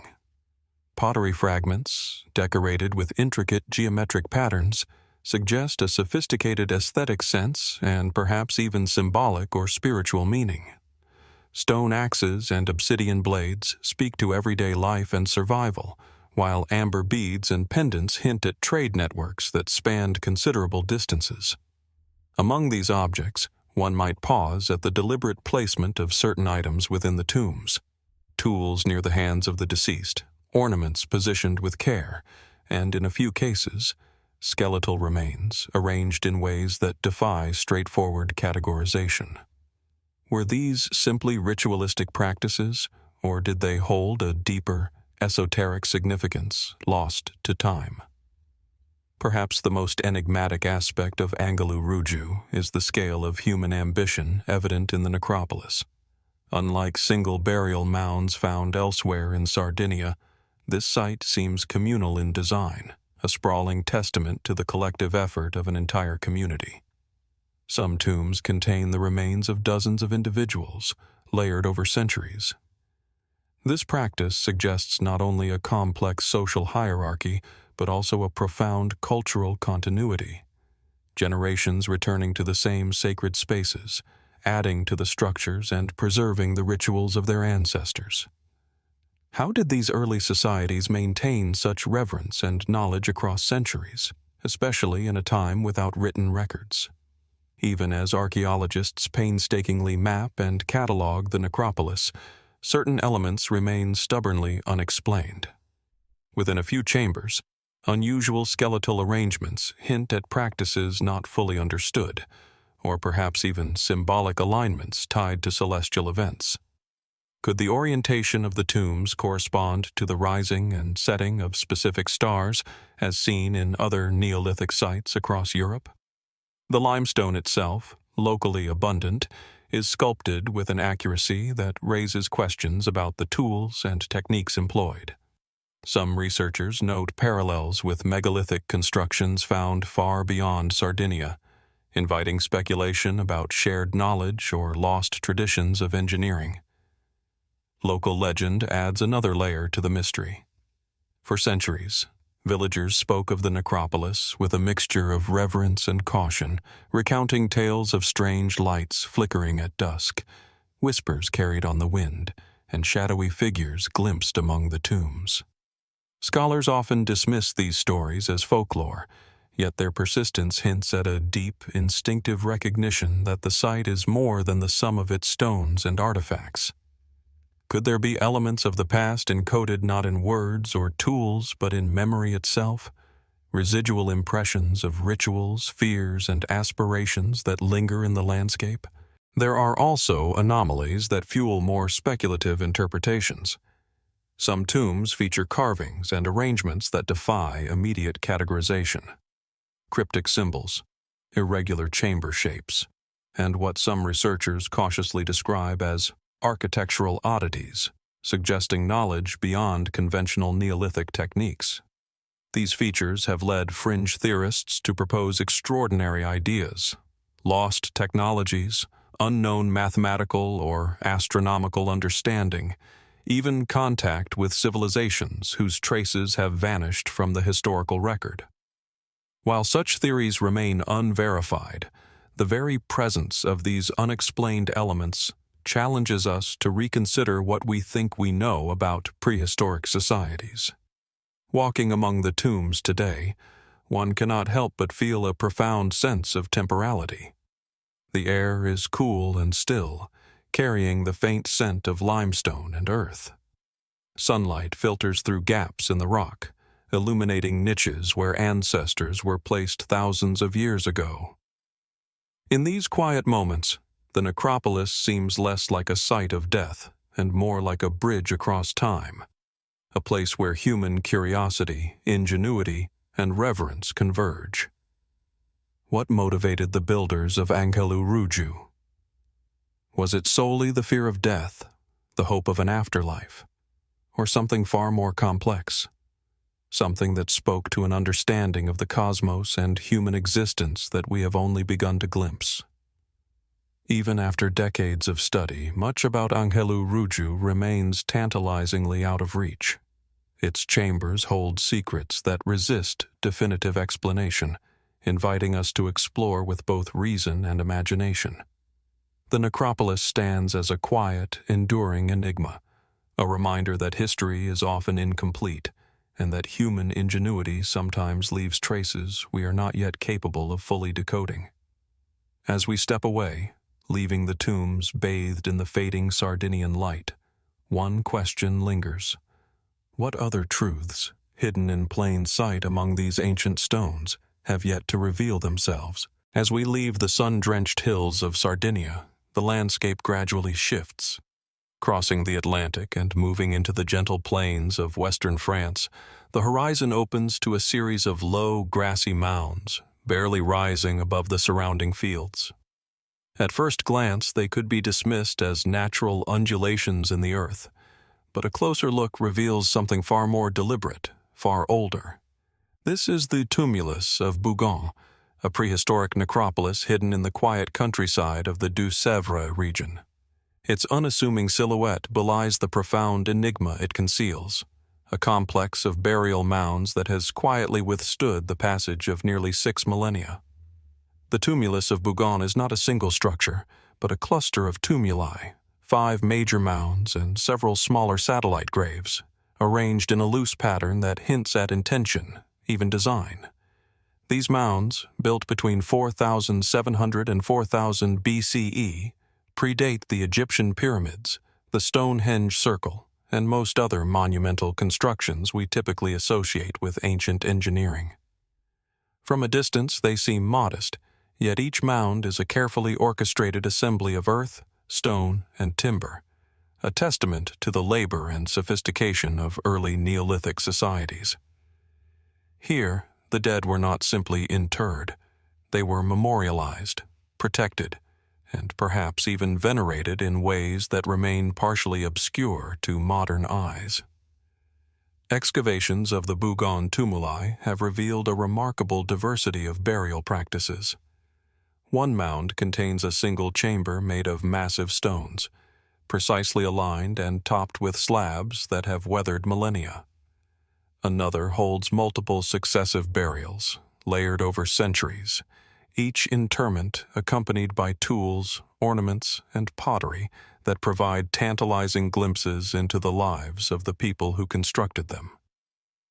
In some cases, skeletal remains are arranged in positions that suggest ritualized placement, with bones carefully aligned or grouped in ways that seem deliberate rather than coincidental. What was the significance of these arrangements? Were they purely symbolic, or did they reflect a broader cosmological understanding lost to history? The artifacts themselves are equally compelling. Polished stone axes, intricately carved bone implements, and ceramic vessels painted with geometric motifs suggest a culture of skill and aesthetic sophistication. Certain objects appear deliberately placed at specific points within the chambers, almost as if to mark thresholds, honor particular individuals, or serve some ceremonial function that we can only speculate about. Even the choice of materials raises questions. Why some stones were transported from distant quarries, or why amber, which had to have traveled hundreds of kilometers, was included in certain graves. What drove these communities to invest such effort in the selection and placement of these objects? And what did they hope to convey to those who came after? The tumuli themselves are architectural puzzles. Constructed primarily from earth and stone, they are deceptively complex. Some mounds feature internal timber structures, painstakingly placed and supported, that have partially survived in the archaeological record. In certain chambers, the stones are so carefully fitted that one can only marvel at the precision achieved without metal tools or advanced measuring instruments. Mainstream explanations point to patience, ingenuity, and community cooperation. Yet, even with these considerations, the sheer coordination and scale invite speculation. Did these builders possess knowledge of structural engineering, astronomy, or geometry that we are only beginning to appreciate? Adding to the mystery is the spatial arrangement of the Bougon mounds themselves. The 5 primary tumuli form a pattern that some researchers suggest may reflect celestial alignments or seasonal markers.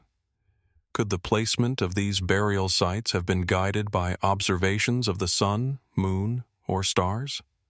If so, what knowledge of the heavens did these early Neolithic people possess, and why was it considered significant enough to embed within the resting places of their dead? The precise reasoning remains elusive, leaving room for interpretation, speculation, and awe. The Tumulus of Bougon also offers some of the earliest evidence of collective memory in prehistoric Europe. Many of the mounds contain multiple generations of burials, suggesting that these sites were revisited, maintained, and expanded over centuries. This continuity speaks to a profound sense of connection between the living and the dead, between successive generations, and perhaps even between the community and the landscape itself. How did these societies transmit such knowledge without written language? How were traditions preserved? And what did they believe about the cycle of life and death that justified such monumental, communal effort? Local lore adds an additional layer of intrigue. Villagers have long spoken of the mounds with reverence, recalling tales of strange lights, sudden gusts of wind, and a sense of presence when standing near the tumuli at dusk. Archaeologists tend to approach such accounts with caution, labeling them folklore. Yet their persistence suggests that these ancient constructions may retain a subtle, almost imperceptible power, shaping human perception and imagination across millennia. Could there be something encoded in the spatial layout, the materials, or the very act of construction that resonates beyond mere memory, a lingering trace of ritual, of belief, or of consciousness itself? Even as modern technology allows us to peer deeper into the Bougon tumuli, using ground-penetrating radar, 3D modeling, and chemical analysis, questions remain. Certain chambers reveal anomalies that defy easy classification: unusual stone arrangements, irregular passageways, and artifacts that seem almost deliberately cryptic. Some researchers speculate about lost knowledge of acoustics, astronomy, or symbolism, while others wonder if these features reflect purely local innovation, now incomprehensible to outsiders.